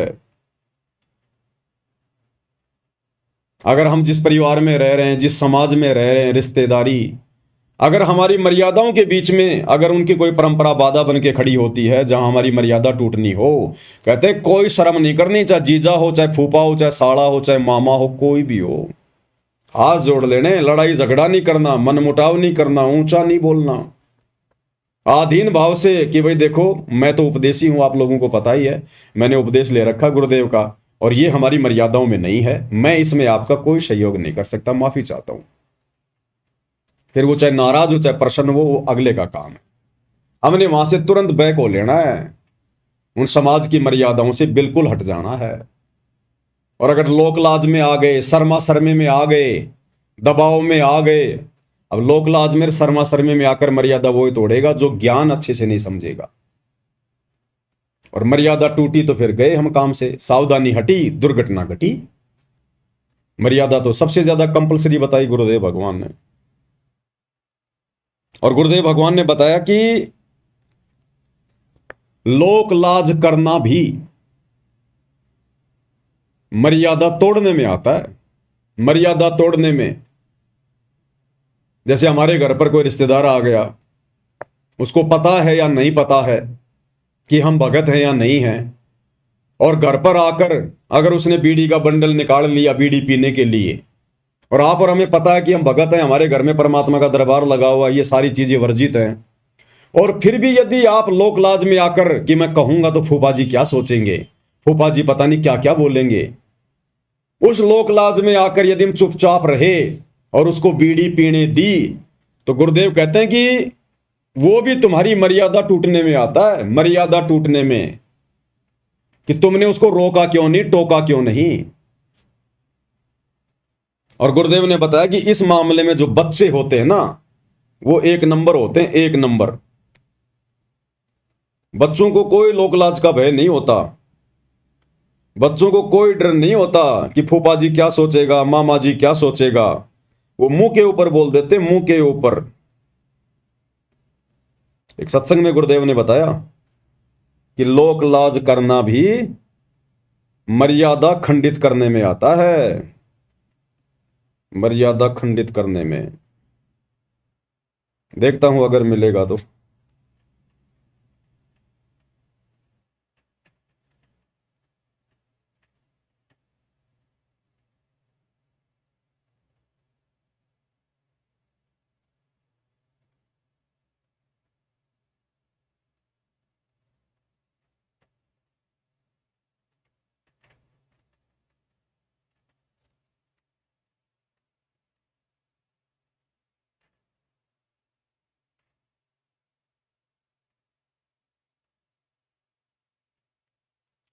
क्या करें गुरुदेव भगवान, ध्यान से सुनिएगा।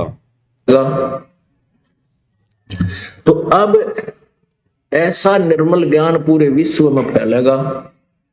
ठीक है, कोई 2-4-10% कर्महीन इंसान होंगे, वो तो अलग बात है। जहां 90% इंसान ठीक हो जाएंगे, उन 10% की पार पड़े को नहीं, उनकी नहीं बसावेगी, उन्हें सीधा होना पड़ेगा। वो भी सीधे हो जाएंगे, विकार रहित हो जाएंगे, सरमाया करेंगे, लुकते फिरा करेंगे। अब विचार करना, हमारे जो भक्त हैं, हमारे भक्तों के भगत तो थोड़े बहुत शर्मा जाते हैं रिश्तेदार ने नु के हमारे घर में बीड़ी ना पिए, हालांकि वो ना ऐसा शर्माना, लोक लाज करना नाम खंड करता है। लेकिन क्या करें गुरुदेव कि वो ऐसा ना कहना, उसको ना टोकना, ना रोकना और लोकलाज करना, शर्मा शर्मी में ना कहना, कहते हैं वो भी मर्यादा खंडित करने में आता है, उससे भी भगत का नाम टूट जाता है। ध्यान से सुन लीजिए। हमारे जो भक्त हैं, हमारे भक्तों के भगत तो थोड़े बहुत शर्मा जाते हैं रिश्तेदार ने नु के हमारे घर में बीड़ी ना पिए, हालांकि वो ना ऐसा शर्माना, लोकलाज करना नाम खंड करता है। लेकिन बालक तुरंत कह देते हैं कि हमारे घर में बीड़ी नहीं पियोगे आप। तो फिर वो जो बीड़ी शराब पीने वाले हमारे भक्तों के घर में आ भी जाते हैं, तो कहीं छुप के गली में बाहर बैठ के जो कर कहूं कि देखो बालक तना देख ले इनका, आके फिर टोक दे तू बीड़ी पीओ है, तो ऐसे डरा करेंगे फिर ये पाप करते हुए, और धीरे धीरे फिर ये बुराई छूट जाएगी, एक दूसरे को देख कर छोड़ेंगे। अब हमने ऐसे बुराई प्रारंभ की है, एक बीड़ी पीने लग गया, दूसरा दिखाइए, एक बार तो उसको बहुत बुरी तरह खांसी उठे, आंखों में पानी आवे, फिर जो मास्टर है ना पीने वाला, तो कोई बात ना, मेरे भी नहीं होया था, एक बार पी ले, उसने प्या के छोड़े और ट्रेंड कर देता है। ऐसे ही जब हम बुराई से दूर हो जाएंगे, हमारे संग में, हमारे बच्चों के संग में जो व्यक्ति आओगा, उसको भी नहीं कहेंगे भाई यहाँ बीड़ी मत पिए, मेरे धुआं चढ़ता है, मुझे नुकसान होता है, हमारे घर में हानि हो जाती है, तो फिर वो अब शर्मा कर छोड़ देंगे बुराइयों। एक भगत कह रहा था जी, हमारे सारे घर में जो ना मांस खाते थे, हम भी खाते थे, अब ज्ञान हुआ तो मैंने मेरी माँ ने, पान भाई उन सब ने नाम ले लिया, मेरा पिताजी ना मान रहे, तो हमने बनाना ही बंद कर दिया। तो वो ढीठ है, बाहर चला होगा होटल पर बनाया, और वहां जो खान लगेगा ना, जब छोटा लड़का है मेरा, वो जाके दादा आज तू ये मुर्गे का मांस खाता नहीं, एक दिन मुर्गा तो तू मुर्गा बनेगा, ये मनुष्य बनेगा, तुझे खाएगा। तो 1-2 बार तो उसने धमकाया, फिर जब भी खाता दिखा, जब पहुंचा तो बुढ़ा फिर छुप के बाथरूम में बैठ के खाने लगे, कुआड़ मूंद के, अरे छोड़ता नहीं। तो क्या कहा गुरुदेव भगवान ने, लोक लाज करना भी मर्यादा खंडित करने में आता है, नाम तोड़ने में आता है। तो हाँ परम भगत भाई बहनों ने लोक लाज भी नहीं करनी, लड़ना भी नहीं, झगड़ना भी नहीं, प्यार प्रेम से बोल देना है। और दूसरे के घर पर आए हुआ व्यक्ति फिर जबरदस्ती भी नहीं करता है कि हम उसको कहेंगे और वो ना माने, ऐसा नहीं हो सकता। अपने घर पर वो 100 बार ना माने, लेकिन हमारे घर पर अगर कोई बीड़ी पीने की चेष्टा करेगा और हम उसको मना करेंगे, वो जबरदस्ती फिर नहीं पी सकता। लेकिन हम उसको कुछ कहेंगे ही नहीं, तो बताओ फिर वो कैसे मानेगा। तो गुरुदेव कहते हैं लोक लाज करना भी, शर्मा शर्मी भी मर्यादा तोड़ने में आता है। तो मालिक कहते हैं लोक लाज मर्याद जगत की, तिनके जूं तोड़ बगावे। और ये मर्यादाएं, ये फालतू की लोगों ने जो मर्यादाएं बना रखी हैं, शादी विवाह में जाना, दुनिया भर का दिखावा करना, लेना देना, दहेज, घोड़े, बैंड बाजे, और फालतू का ये जन्मदिन मनाना, अन्य जो होली, दिवाली, दशहरा, मकर संक्रांति, दुनिया भर के त्योहार, दुनिया भर के उस दिन पाखंड। तो हमने इन संसार की समस्त मर्यादाओं से हटना पड़ेगा। हमने सहयोग भी नहीं करना उनमें, सहयोग भी किसी भी प्रकार का। तो मालिक कहते हैं भाई लोक लाज मर्याद जगत की, तिनके ज्यों तोड़ बगावे, जब कोई राम भगत गति पावे। और आगे क्या करें परमात्मा, कामिनी और कनक जहर कर जाने, वो शहर अगमपुर जावे। कामिनी कनक जहर कर जाने, वो शहर अगम अमरपुर जावे, जब कोई राम भगत गति पावे हो जी। कामनी, कामनी यानी स्त्री, औरत, और कनक, कनक यानी सोना। परमात्मा कहते हैं इन दो वस्तुओं को जब तक भगत जहर के समान नहीं समझेगा। अब स्त्री को जहर के समान कैसे? स्त्री तो हमारी मां भी है, हमारी बहन भी है, स्त्री भी स्त्री है। परमेश्वर ने बताया कि नाम उपदेश लेने के बाद, इस भक्ति मार्ग में आकर ये ज्ञान समझने के बाद, हमने उस कामनी से नफरत नहीं करनी, अपनी औरत से नफरत नहीं करनी। जो बकवाद हैं, जो कुकर्म है, जो विषय वासना है, हमने उनसे पीछे हटना है। भक्ति तो हमारी स्त्री भी करेगी, नाम ले लिया तो भक्ति तो वो भी करेगी। उसने भी अपने पुरुष के साथ संबंध बनाने से बचना है। उसको कहते हैं कामिनी। और कनक जहर कर जाना, और सोना शरीर पर तो धारण करना ही नहीं है।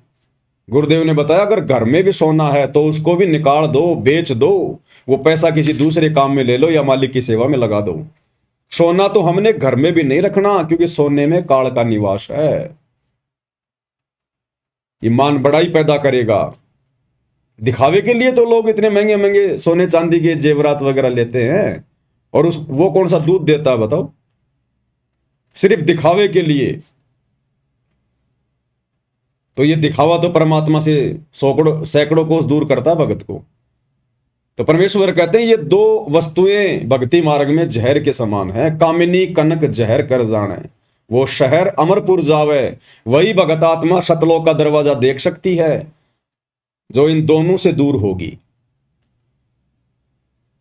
स्त्री से दूर होने की बात नहीं कही गुरुदेव ने, लेकिन बुराइयों से, बकवादों से दूर होने की बात कही है कि वो बकवाद अब नहीं चलेगी। वो शारीरिक संबंध, वो विषय वासना का खेल, वो गंदा कर्म अब इस भक्ति मार्ग में नहीं चलेगा। अगर तुझे ज्ञान समझ में आ गया तो कामनी कनक जहर कर जाने, वो शहर अगमपुर जावे, जब कोई राम भगत गति पावे हो जी। आगे क्या कह रहे हैं गुरुदेव? भाई जो पतिव्रता पति से राती, आन पुरुष ना भावे।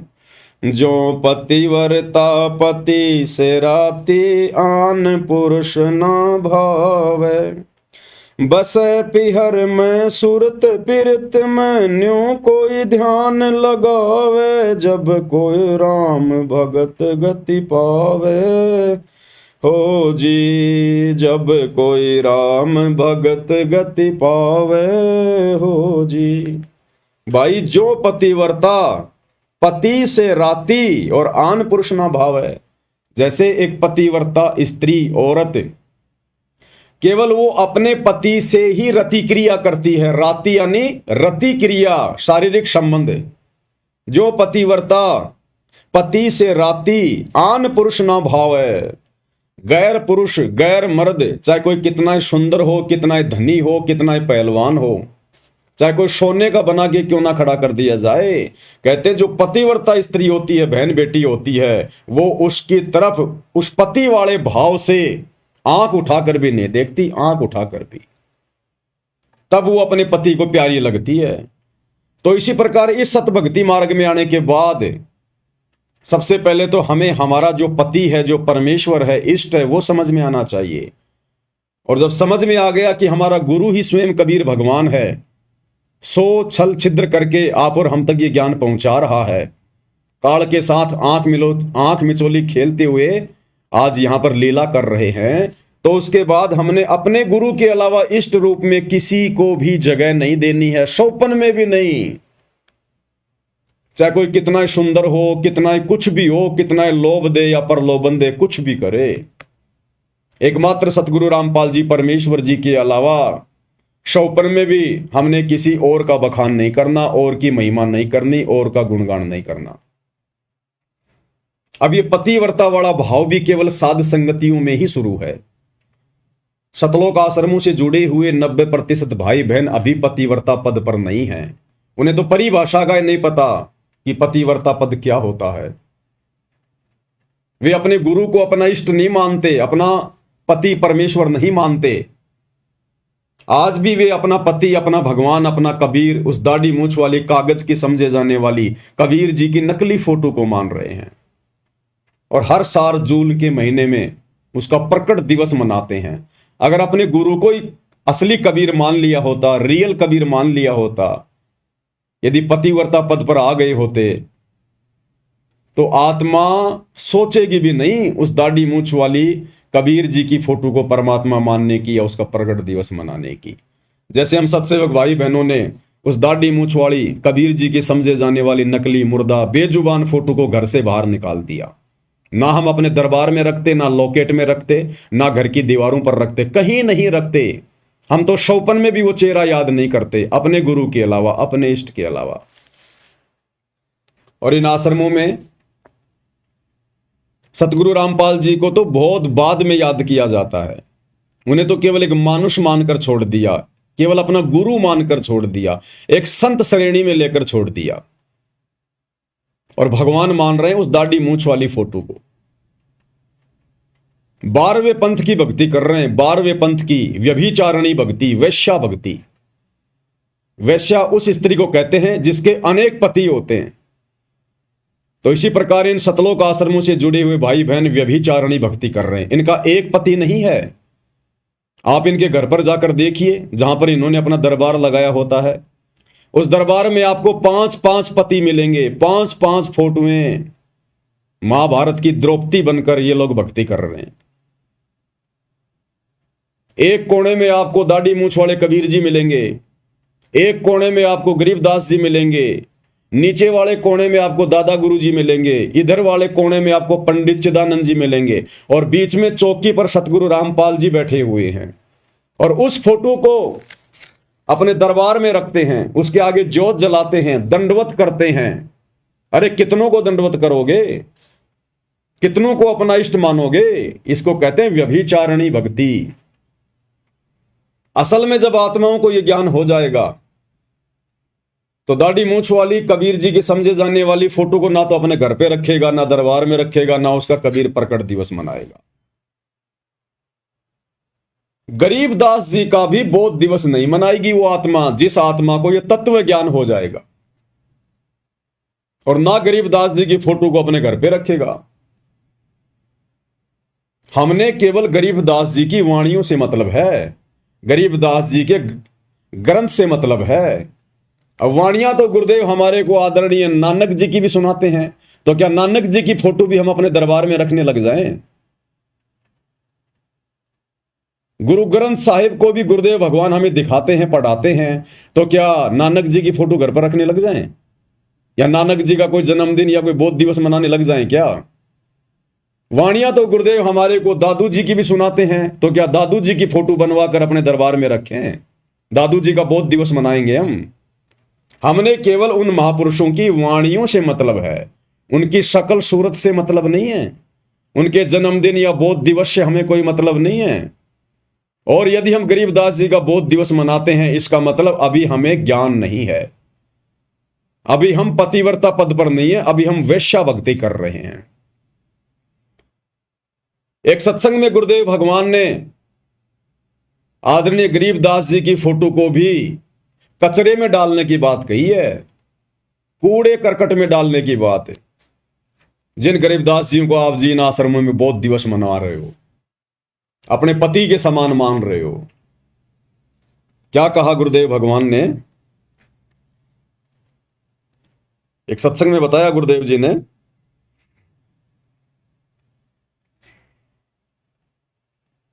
छोटा सा सत्संग है। एक बहन जो पहले बहुत सारी पूजा किया करती थी, हरिदास जी को पूजा करती थी, गरीबदास जी को पूजा करती थी, फिर भी घर में नुकसान, और जब गुरुदेव की शरण में आई, ये ज्ञान सुना, तो उसके बाद गुरुदेव भगवान उस बहन के मुख कमल से बोली गई कथा को अपने मुख कमल से सुना रहे हैं। यानी वो बहन तो बोलने में उकचूक कर दे, लेकिन गुरुदेव भगवान ने जो शब्द निकाल दिए वो परम सत्य हैं। तो गुरुदेव भगवान कह रहे हैं, फिर उस बहन ने वो हरिदास जी की, वो गरीबदास जी की फोटोएं सब कचरे में डाल दी।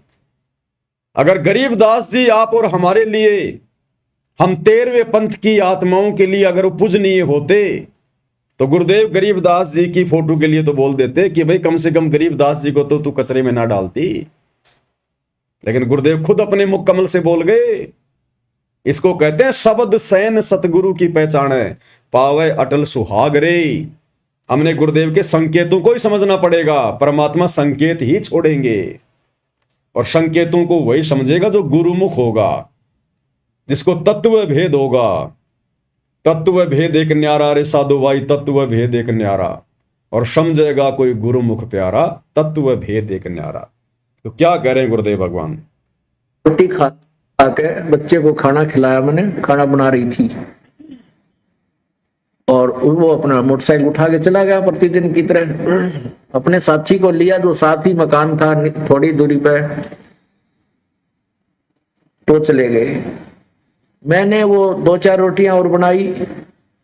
रोटी बना करके मैं सोची ला रोटी खा लेती हूँ। मैंने ऐसे ग्रास मुंह की तरफ किया था, इतना में वो लड़का, उसका साथी, उसके भी चोट लगी हुई, कपड़े फटे हुए, थोड़ा बहुत रक्त उससे भी निकल रहा था। वो भाग गया, आया, कहने लगे आंटी मेरे अब भाई की मृत्यु होगी, वो एक्सीडेंट हो गया भाई का। अब उसने नो कहा और मेरे हाथ से वो रोटी छूट गई मुंह में, जो एक्सीडेंट खाने के लिए ग्रास उठाया था। अब मैं सिर पे कपड़ा नहीं, पैरों में जूते नहीं, उस बच्चे के पीछे पीछे बहुत बुरी तरह दौड़ ली। उसने स्थान बता दिया था कि वहां एक्सीडेंट हो गया। वहां गई तो वहां मोटरसाइकिल बुरी तरह टूटी हुई पड़ी थी, बच्चा नहीं था। पता चला कि वो किसी हॉस्पिटल, नजदीक ही एक अस्पताल था सरकारी, वहां लेकर गए हैं। वहां जाकर पता चला कि वो, जाते ही पता लग गया कि उसकी मृत्यु हो चुकी है। कहते मैंने द्वार, उस हॉस्पिटल की द्वार का टक्कर मारी, मेरा सिर फट गया, बेहोश हो गई, 7 टांके आए मेरे सिर में।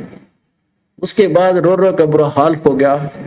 और जितनी भी पूजाएं मैं किया करती थी, ठा के मैंने कुर्डिया पे फेंक दियो, देवताओं की मूर्ति मारती, और वो पितरों की जितने भी पूजाएं मैं करती थी, क्योंकि मैं ढेर सारी पूजाएं करती थी। मैंने कोई स्थान नहीं छोड़ा, जिसने भी जो बता दिया कि वहां भी जाइए, वहां भी जाइए, है सारे सब पूजाएं मैं करती थी। देवी देवताओं की, ब्रह्मा विष्णु जी की, शिव जी की, हनुमान जी की, संतोषी माता की, शेराणी माता की, बाबा श्याम जी की, यानी जो भी, हरिदास जी की, गरीबदास जी की, यानी जहां भी जिसने मुझे नियर, हरिदास जी की, गरीबदास जी की, हनुमान जी की, सबकी फोटोएं उतार के उसने कहां डाल दी? कचरे में डाल दी, डस्टबिन में डाल दी। अगर गरीबदास जी आप और हमारे लिए यदि पूजनीय होते, यदि गरीबदास जी की पूजा करनी होती, उनकी फोटो दरबार में रखनी होती, यदि उनका बोध दिवस मनाना होता, तो गुरुदेव भगवान यहां ये संकेत ना करते। गरीबदास जी की, हरिदास जी की, सबकी फोटो उसने कहा डाली? कचरे में। तो बताओ भाई और बहनों, आप और हम क्या पूज रहे हैं फिर वर्तमान में? फिर आप और हम किस गरीबदास जी का बोध दिवस मना रहे हैं? क्यों मना रहे हैं? जब तक ज्ञान नहीं, इसलिए मना रहे हैं। ये सत्संगों में परमात्मा ने सारे भेद दे रखे, सारे भेद। खुल के नहीं कहेगा परमात्मा कि बस एक मेरी पूजा करो, बाकी सबको छोड़ दो।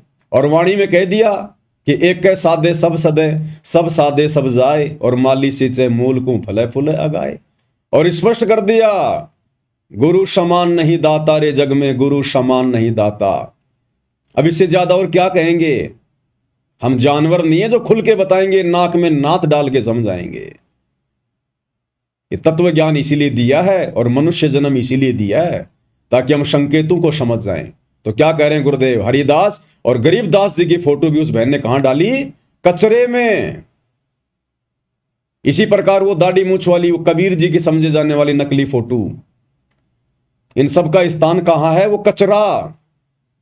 दास ने आज से 2-3 साल पहले कहा था, जब हिसार जेल से ये पूज्य गुरुदेव भगवान के नाम से ऑडियो वीडियो आनी शुरू हुई थी, तो दास ने कहा था कि इन वीडियो पर कुत्ते पेशाब करते हैं, कुत्ते।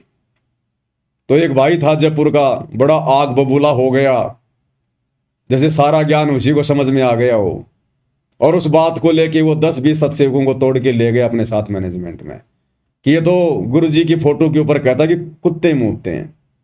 अरे भैया, कलयुग की पिछली पीढ़ी है, एआई का जमाना है। दास 1-2 दिन में वीडियो बना के समझाएगा किस प्रकार से वर्तमान में हिसार जेल से ये जितने भी जो फर्जी आदेश आ रहे हैं, ये सब गुरु जी के एआई वीडियो बनाए जा रहे हैं। AI आवाज आ रही है, कोई सत्यता नहीं है। बचाव का एक ही तरीका है, केवल गुरुदेव के ज्ञान को आधार बनाकर भक्ति की जाए। इन ऑडियो वीडियो के चक्कर में नहीं गुरुजी लाइव आ रहे हैं, जेल से लाइव आ रहे हैं, नहीं आ रहे हैं। हमारे लिए वर्तमान में कोई औचित्य नहीं है सिवाय उनके सत्संगों के अलावा। तो गरीबदास जी की फोटो को गुरुजी कह रहे हैं कचरे में। और ये बात यदि मैं बोल देता तो पता नहीं क्या फिर ये लोग बवाल उठा देते। लेकिन यहां तुम्हारा बाप सतगुरु रामपाल जी भगवान साथ साथ में प्रमाण देते हैं। ये दास अगर कुछ बोल भी जाता है ना तो परमात्मा 2-3 महीने बाद में अपने सत्संग में उसका प्रमाण दे देते हैं कि ये नहीं बोलता, इसको मैंने बुलवाया था। तो क्या कह रहे हैं परमात्मा?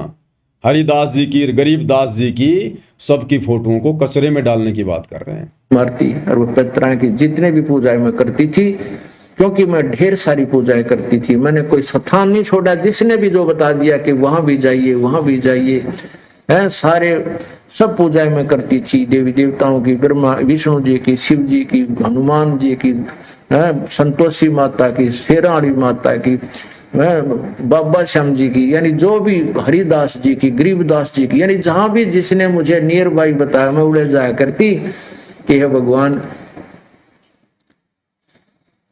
मेरे बच्चे की लंबी आयु देना।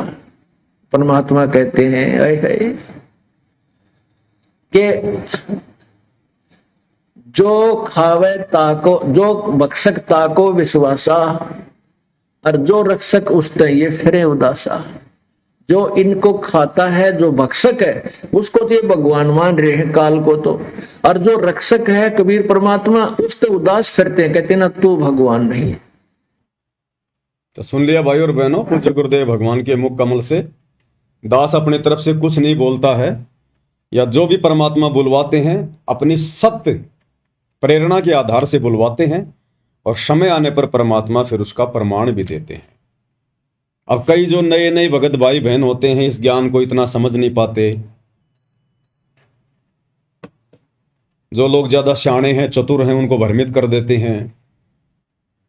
वो कहते हैं फिर गुरुजी क्यों पूजा करते थे दाढ़ी मूंछ वाले कबीर जी को? गुरुजी क्यों उसका प्रगट दिवस मनाते थे? गुरुजी भी तो गरीबदास जी का बोध दिवस मनाते थे आश्रम में।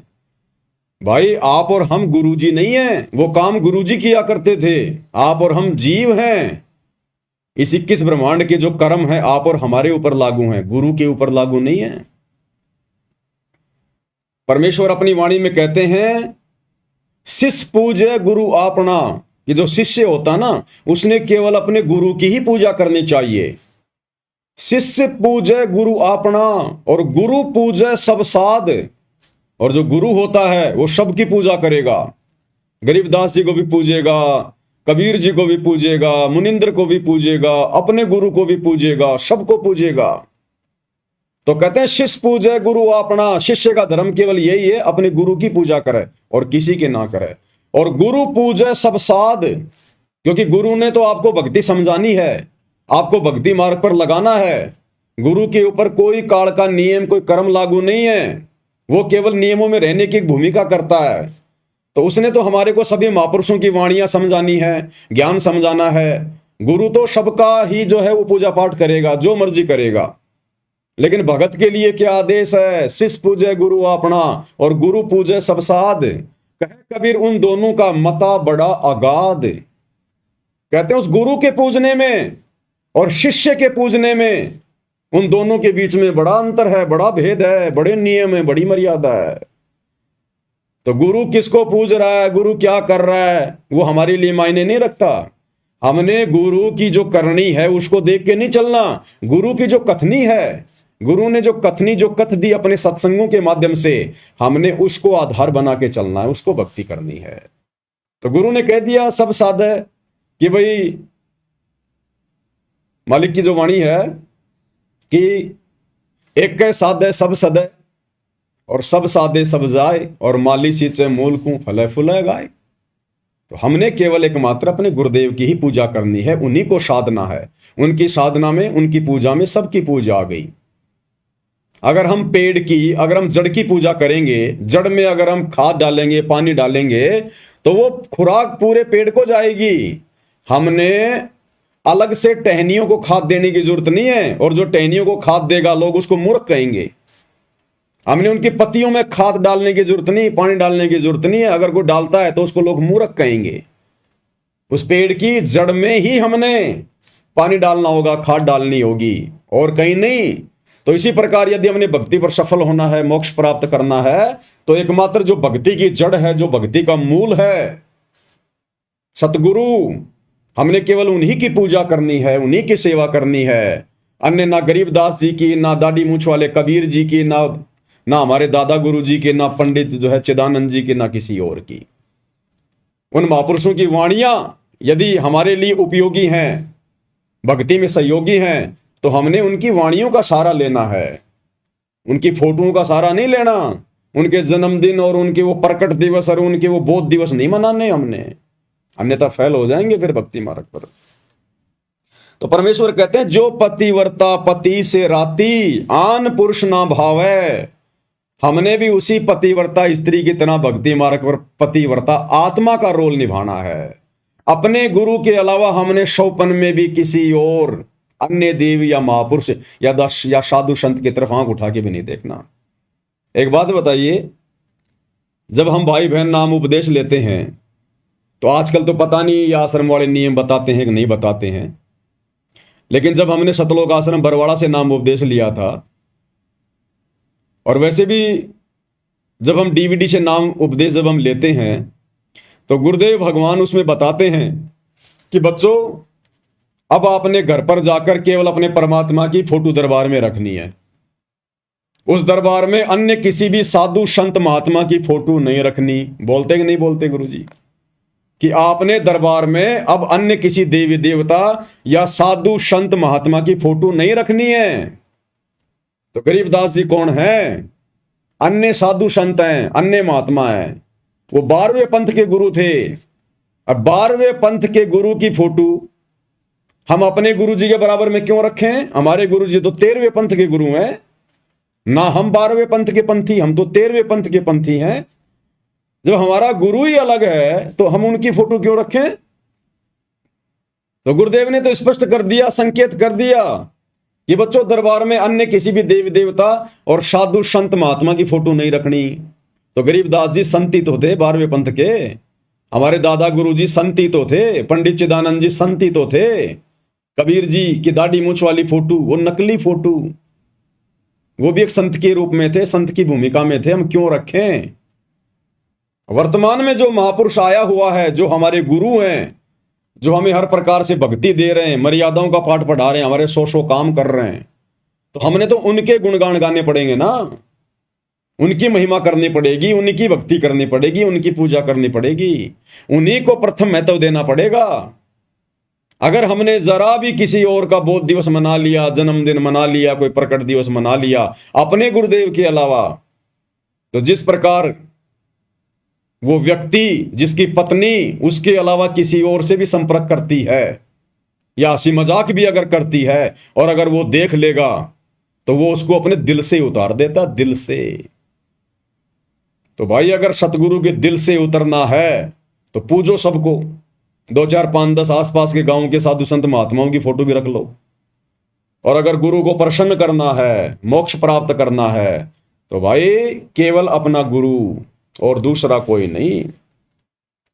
तो मालिक कहते हैं, जो पतिव्रता पति से राती, आन पुरुष ना भावे, और बसे पीहर में सुरत प्रीत में न्यू कोई ध्यान लगावे। और उसके बाद चिंतन भी केवल अपने प्रीतम का, केवल अपने गुरुदेव का, अपने भगवान का। वो बहन बेटी जिसकी शादी होती है, फिर जब वो वापस अपने पीहर आती है तो रहती अपने माता पिता के पास है, काम धंधा भी करती है, लेकिन उसकी सुरती पल पल अपने पति में रहती है, अपने ससुराल में रहती है। वहीं पर मेरा पति क्या कर रहा होगा, कैसे खा रहा होगा, कैसे रह रहा होगा, वो चिंतन मनन हमेशा अपने पति का ही करती रहती है मनी मन में। तो इसी प्रकार हमने पतिव्रता पद पर तो आना ही आना है, हमने अन्य किसी का चिंतन मनन भी नहीं करना। अब इन आश्रमों में जब गरीबदास जी का बोध दिवस मनाते हैं तो किसका चिंतन मनन करते हो भाई? गरीबदास जी के नाम से तुम वो दिन मना रहे हो, वो प्रोग्राम कर रहे हो, तो वो दिन तो जो है गरीबदास जी का हो गया।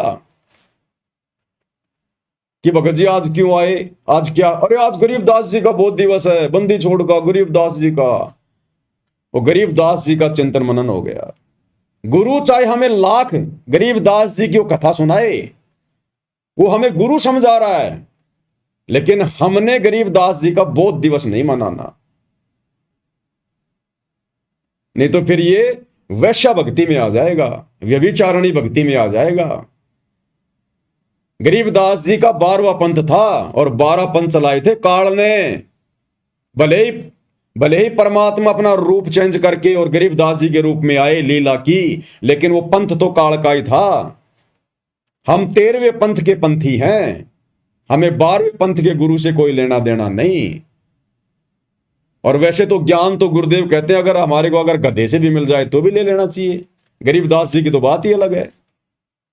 अगर कोई अच्छी शिक्षा, अच्छा ज्ञान यदि हमें नकली संतों से मिल जाए तो वो भी ले लेना चाहिए, लेकिन नकली संतों की फिर पूजा थोड़ी करने लग जाएंगे, उनका बोध दिवस थोड़ा ना मनाने लग जाएंगे हम।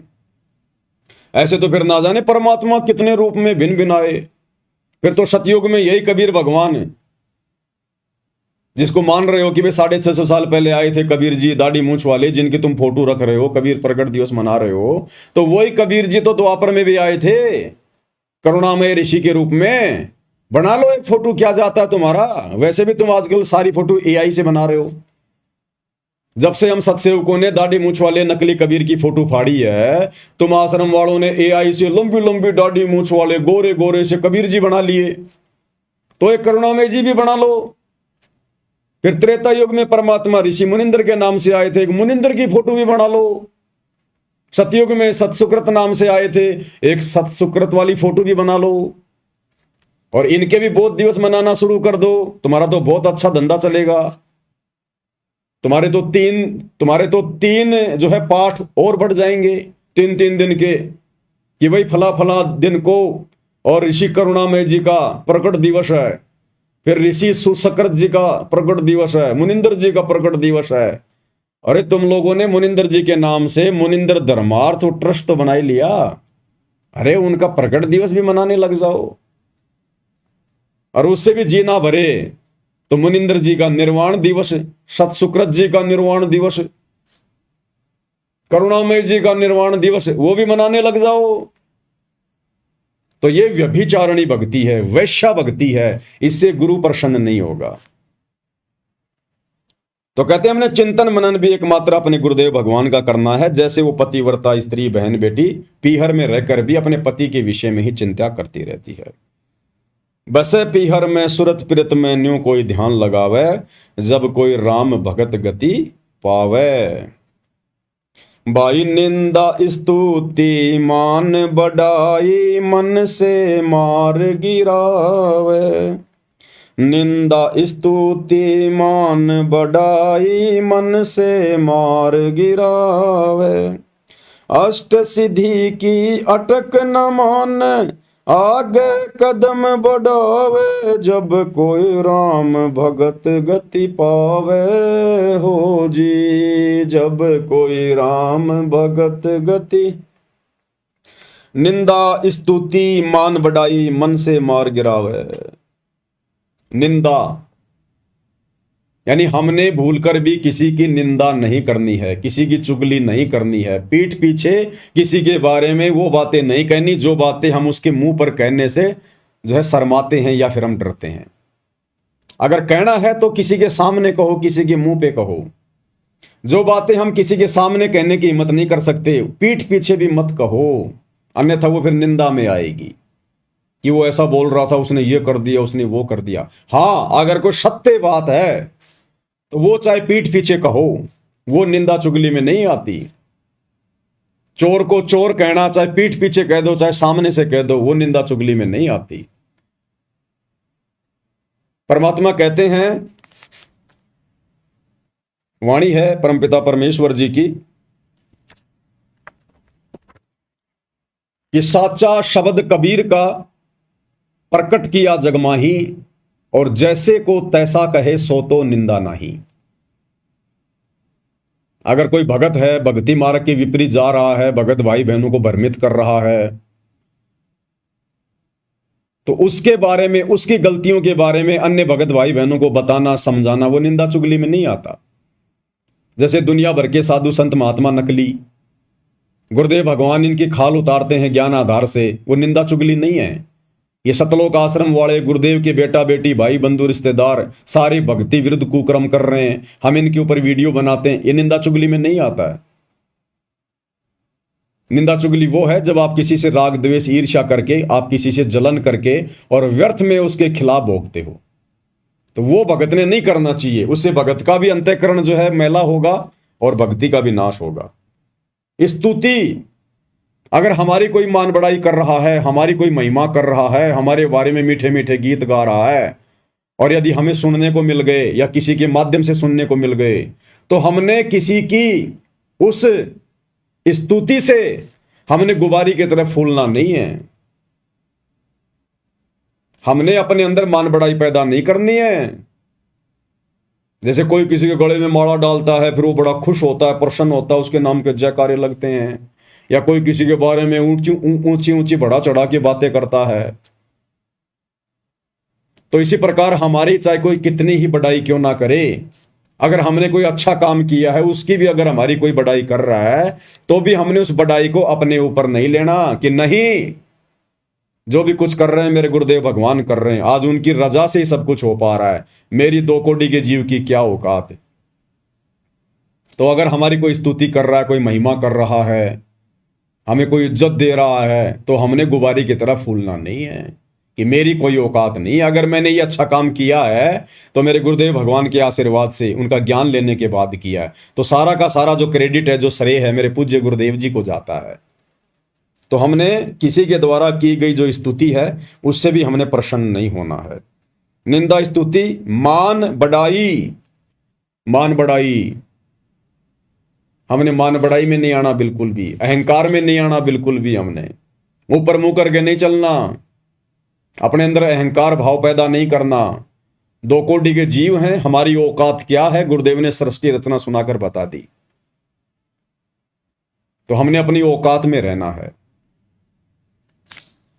मन से मार गिरावे, यानी हमने इनके निकट भी नहीं जाना है। कोई हमारे बारे में चाहे अच्छे गीत गाए, चाहे कोई बुरे गीत गाए, वो अच्छे बुरे गाने वाला जाने, हमने तो सहज भाव में, आधीन भाव में, दास भाव में रहना है। अष्ट सिद्धि की अटक न माने, आगे कदम बढ़ावे। अष्ट सिद्धि और 9 निधि। अष्ट सिद्धि यानी चाहे कितनी कोई सिद्धियां, चाहे हमारे अंदर चाहे कोई वचन सिद्धि, कोई शब्द सिद्धि क्यों ना आ जाए, पहली बात तो हमने उनका प्रयोग हमने करना ही नहीं है। हमने तो जो मर्यादा गुरुदेव ने बता दी, जो नियम बता दी, उस आधार से अपनी भक्ति करनी है। हमने बिल्कुल भी ना कोई इच्छा करनी है, चाहे परमात्मा हमारे ऊपर कितना ही धन क्यों ना बरसा दे, हमने कोई अहंकार भाव में नहीं आना है। बिल्कुल सिंपल तरीके से हम एक भगत हैं, बस एक जीव हैं, और हमारा एक ही टारगेट है, यहां से छुटकारा प्राप्त करना, अपना आत्म कल्याण करवाना।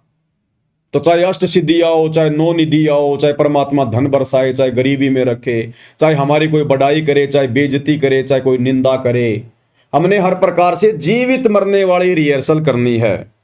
जीवित मरने वाली, जब आदमी मर जाता है तो मरने के बाद कोई रो रहा है, कोई उसके अच्छे कर्मों की उसकी बढ़ाई कर रहा है कि बड़ा अच्छा आदमी था, इतने अच्छे अच्छे काम किए इसने।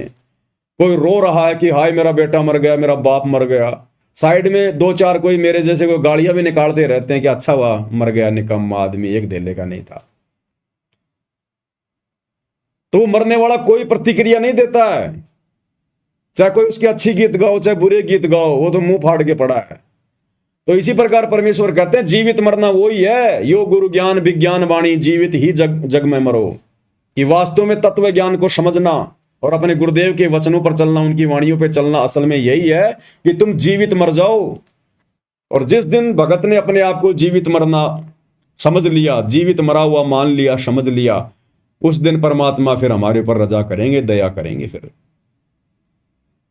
एक कथा बताई गुरुदेव भगवान ने कि जीवित मरने पर ही कैसे मुक्ति मिलेगी, मोक्ष मिलेगा, उसके बिना नहीं मिलेगा। चाहे हम कितना ही कुछ शाणे बन जाएं, हम भक्ति मार्ग में शाणपत तो चलती नहीं है, चतुराई तो चलती नहीं भक्ति मार्ग में।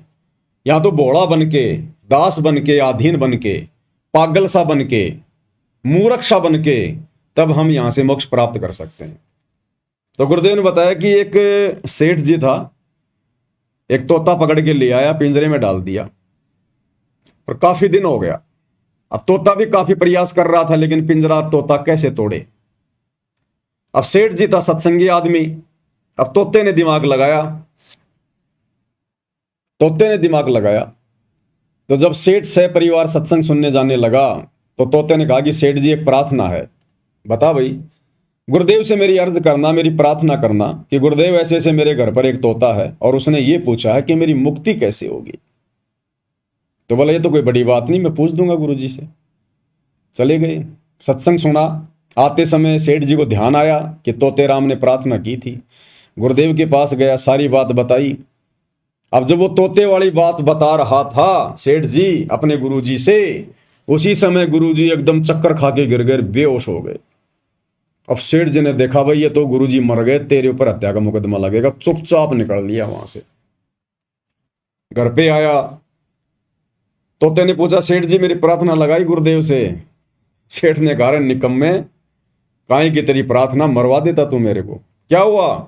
बोला जब मैंने तेरी प्रार्थना गुरुजी से लगाई ना कि गुरुजी हमारे घर ऐसे ऐसे तोता है और पिंजरे में रहता है, और उसने कहा कि गुरुजी से प्रार्थना करना कि मेरी मुक्ति कैसे हो, इस पिंजरे से मेरी मुक्ति कैसे हो। तो नालायक उसी समय गुरुजी तो चक्कर खा के गिर गए, नीचे बेहोश हो गए। मैं तो आ गया, शुक्र मना किसी ने देखा नहीं तो हत्या का मुकदमा मेरे ऊपर लग जाता। अब उस संदेश को, गुरुजी के संकेत को वो सेठ नहीं समझ पाया, लेकिन तोता समझ गया। तोता समझ गया कि अगर इस पिंजरे से मुक्ति प्राप्त करनी है तो क्या करना होगा। रात हुई, सबने खाना वाना खा गए, सो गए। सुबह सेठ जी उठे, गए उस कमरे में तो देखा कि तोता तो पिंजरे में गर्दन डाल के नीचे पड़ा हुआ है। सेठ जी ने हिला हिला के देखा डंडे से पिंजरे में, तोता कोई प्रतिक्रिया नहीं दे रहा। सेठ जी ने ताली वाली बजाई, तोता कोई प्रतिक्रिया नहीं दे रहा। तो सेठ जी ने सोचा कि हिला रहा हूं, हिल नहीं रहा, ताली बजा रहा हूं, कुछ प्रतिक्रिया नहीं दे रहा, मर गया। और वैसे भी आजकल सेठ जी ने सोचा कि आजकल ये पक्षियों के अंदर रोग आ रहा है, कहीं ऐसा ना हो कि घर में और बैक्टीरिया फैल जाएं। जल्दी से उसने वो पिंजरा खोला और तोते को बाहर निकाला। और जैसे ही पिंजरा खोल के तोते को बाहर निकाला, तोताराम फर से उड़ गया, क्योंकि तोते ने गुरु का संकेत समझ लिया कि बेटा अगर तुझे उस पिंजरे से मुक्ति प्राप्त करनी है, इस काल के 21 ब्रह्मांड रूपी पिंजरे से अगर तूने मुक्ति प्राप्त करनी है, तो बेटा तूने जीवित मरना पड़ेगा। और वो तोता जीवित मरने की एक्टिंग करने लगा। तो उसके मालिक ने देख लिया कि ये तो मर गया, अब मेरे किसी काम का नहीं है, कोई बीमारी फैलाएगा, उसको पिंजरे से बाहर कर दिया।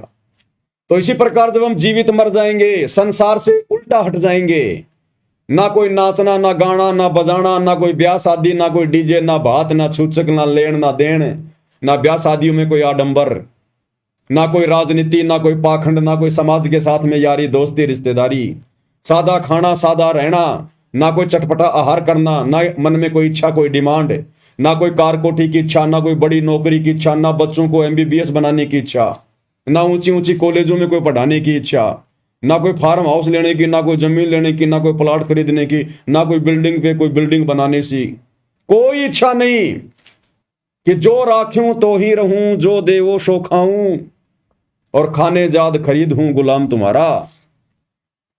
जब इस भाव में आ जाएंगे हम, जीवित ही मरने की रिहर्सल में आ जाएंगे, तो भला फिर हम इस काल के किस काम के।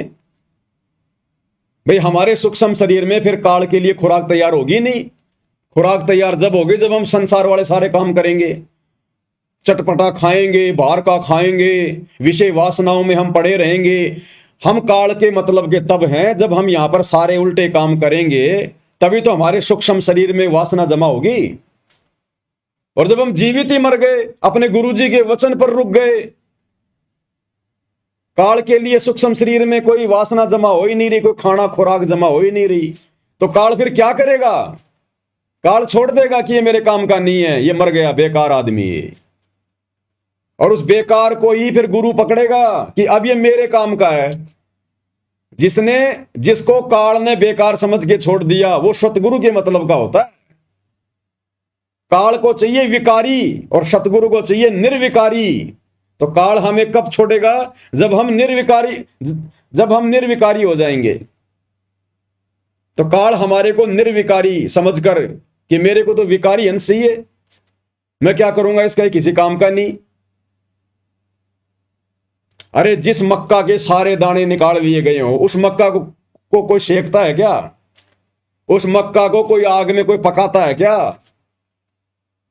तो जब हम जीवित मर जाएंगे, सारे विकार हमारे समाप्त हो जाएंगे, तो काल हमें तपतशिला पर भून कर क्या निकालेगा? फिर वो हंस परमात्मा के काम आता है। निर्विकारी हंस फिर परमात्मा के काम आता है। विकारी काम आता है काल के और निर्विकारी परमात्मा के। फिर परमात्मा ले जाएगा उसको फिर। तो इस प्रकार हमने इस प्रकार से यहां देखो, बार बार गुरुजी हमें यही तो संकेत कर रहे हैं कि बच्चों मत देखो संसार को, संसार की तरफ देखना बंद कर दो, अपने परमात्मा के चरणों से चिपट जाओ। तो क्या संकेत है ये कि जीवित मर लो। ये बकवाद करते तो असंख्य जन्म हो गए, तुमने क्या प्राप्त किया तुम्हें याद भी नहीं है। तो कितनी बार राजा बन लिया पूरे देश का, है? जहां तू हाथ रख दे वही जमीन वो तेरी हो जाती थी। आज तू 100 गज के प्लाट के लिए मारामारी करता फिर रहा है। तो गुरुदेव ज्ञान देकर यही तो समझाते हैं कि जीवित मर ले रे मनवा। तो गुरुदेव कह रहे निंदा स्तुति मान बढ़ाई मन से मार गिरावे, अष्ट सिद्धि की अटक न माने आगे कदम बढ़ावे। जब कोई राम भगत गति पावे हो जी। आशा नदी उलट के डाट आडा बांध लगावे। आशा नदी उलट के डाट आडा बांध लगावे। भव जल खार समुद्र में फिर बहुर न खोड़ मिलावे। जब कोई राम भगत गति पावे हो जी। जब कोई राम भगत गति पावे हो जी। आशा नदी उलट के डाटे, ये मन में उठने वाली इच्छाएं आशाएं, ये कर लूं वो कर लूं, बेटा पढ़ा दूं, नौकरी लगा लूं, कोठी बना लूं, एक प्लॉट ले लूं, ये तरह तरह की जो मन में उठने वाली इच्छाएं, परमात्मा कहते हैं इनको रोके, उलट के डाटे, परमात्मा के ज्ञान आधार से इन पे रोक लगावे और आडा बांध लगावे। इस तत्व ज्ञान का आडा बांध लगावे। जैसे नदी के बीच में बांध बना दिया जाता है तो पानी वहीं रुक जाता है। तो परमात्मा कहते हैं जो मन की इच्छाएं, जो आशाएं हैं, जो ये तृष्णाएं हैं, इस तत्व ज्ञान से बांध लगा ले। बांध यानी मोटी दीवार लगा दे कि नहीं अपने किसी काम की नहीं। यहां पर ये काल का सुख झूठा, यहाँ का लोक झूठा, ये नश्वर, कब मर जाए कोई भरोसा नहीं, असंख्य जन्म हो गए यहाँ। तो गुरुदेव के ज्ञान को आधार बनाकर हमने मन में उठने वाली उन इच्छाओं का दमन करना है। आशा नदी उलट के डाटे आडा बांध लगावे और भवजल खार समुद्र में फिर बहुर ना खोड़ मिलावे।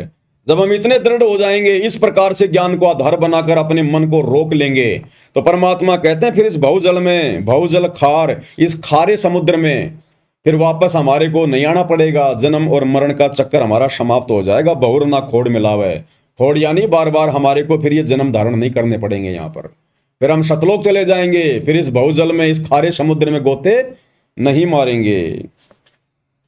गगन महल गोविंद गुमानी पलक माही पहुँचावे। गगन महल गोविंद गुमानी पलक माही पहुँचावे। नितानंद माटी का मंदिर नूर तेज हो जावे। जब कोई राम भगत गति पावे हो जी। अब यहाँ पर जो नितानंद जी हैं वो अपने गुरुदेव की, गुमानी दास जी की महिमा कर रहे हैं। और वैसे देखा जाए तो भाई और बहनों, ना तो महिमा के योग्य नितानंद जी हैं, ना उनके गुरु गुमानी दास जी हैं। क्योंकि जो गुमानी दास जी थे वे केवल विष्णु तक के ही उपासक थे और नितानंद जी भी केवल उनकी भक्ति करके, उनके दिशा निर्देश अनुसार मर्यादा में रहकर केवल स्वर्ग तक ही गए हैं। तो नितानंद जी अपने गुरुदेव की महिमा कर रहे हैं कि गगन महल गोविंद गुमानी पलक माही पहुंचावे।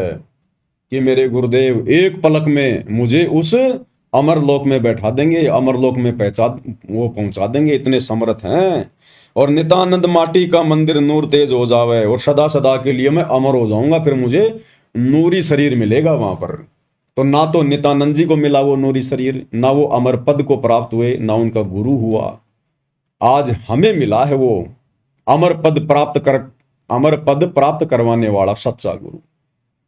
आज यदि किसी का महल नूरी हो सकता है, ये माटी का महल, ये मिट्टी का शरीर यानी नश्वर शरीर यदि तेजपुंज का हो सकता है, नूरी हो सकता है, तो केवल आप और हम सत्सेवक भाई बहनों का, सतगुरु रामपाल जी परमेश्वर जी के सच्चे भक्तों का, जो उनके वचन में रहकर अगर अपनी भक्ति को सफल कर गए तो ये मौका, ये सौभाग्य आप और हमारे पास में है आज वर्तमान में। तो भाई और बहनों, हम इसी प्रकार से पूज्य गुरुदेव भगवान की महिमा थोड़ा थोड़ा समय निकाल कर करते रहें, ताकि गुरुदेव भगवान की असीम दया आप और हमारे ऊपर बनी रहे और हमारी आत्मा स्थिर बनी रहे, दृढ़ बनी रहे। जब तक गुरुदेव भगवान अपने मिशन को पूरा करके हिसार जेल से बाहर नहीं आते, तब तक आप और हम भक्ति मार्ग पर जीवित रहें। हमारी जो सुरती है हमारे गुरुदेव भगवान के चरणों में लगी रहे। तो इसी प्रकार हम धीरे धीरे भक्ति मार्ग पर आगे बढ़ेंगे। तो आज की वीडियो में केवल इतना ही। गुरुदेव भगवान हम सबको आशीर्वाद दे, आज्ञा दे, सद्बुद्धि दे और इसी प्रकार हमें भक्ति मार्ग पर चलाते रहें। बंदी छोड़ सतगुरु रामपाल जी परमेश्वर जी की जय हो।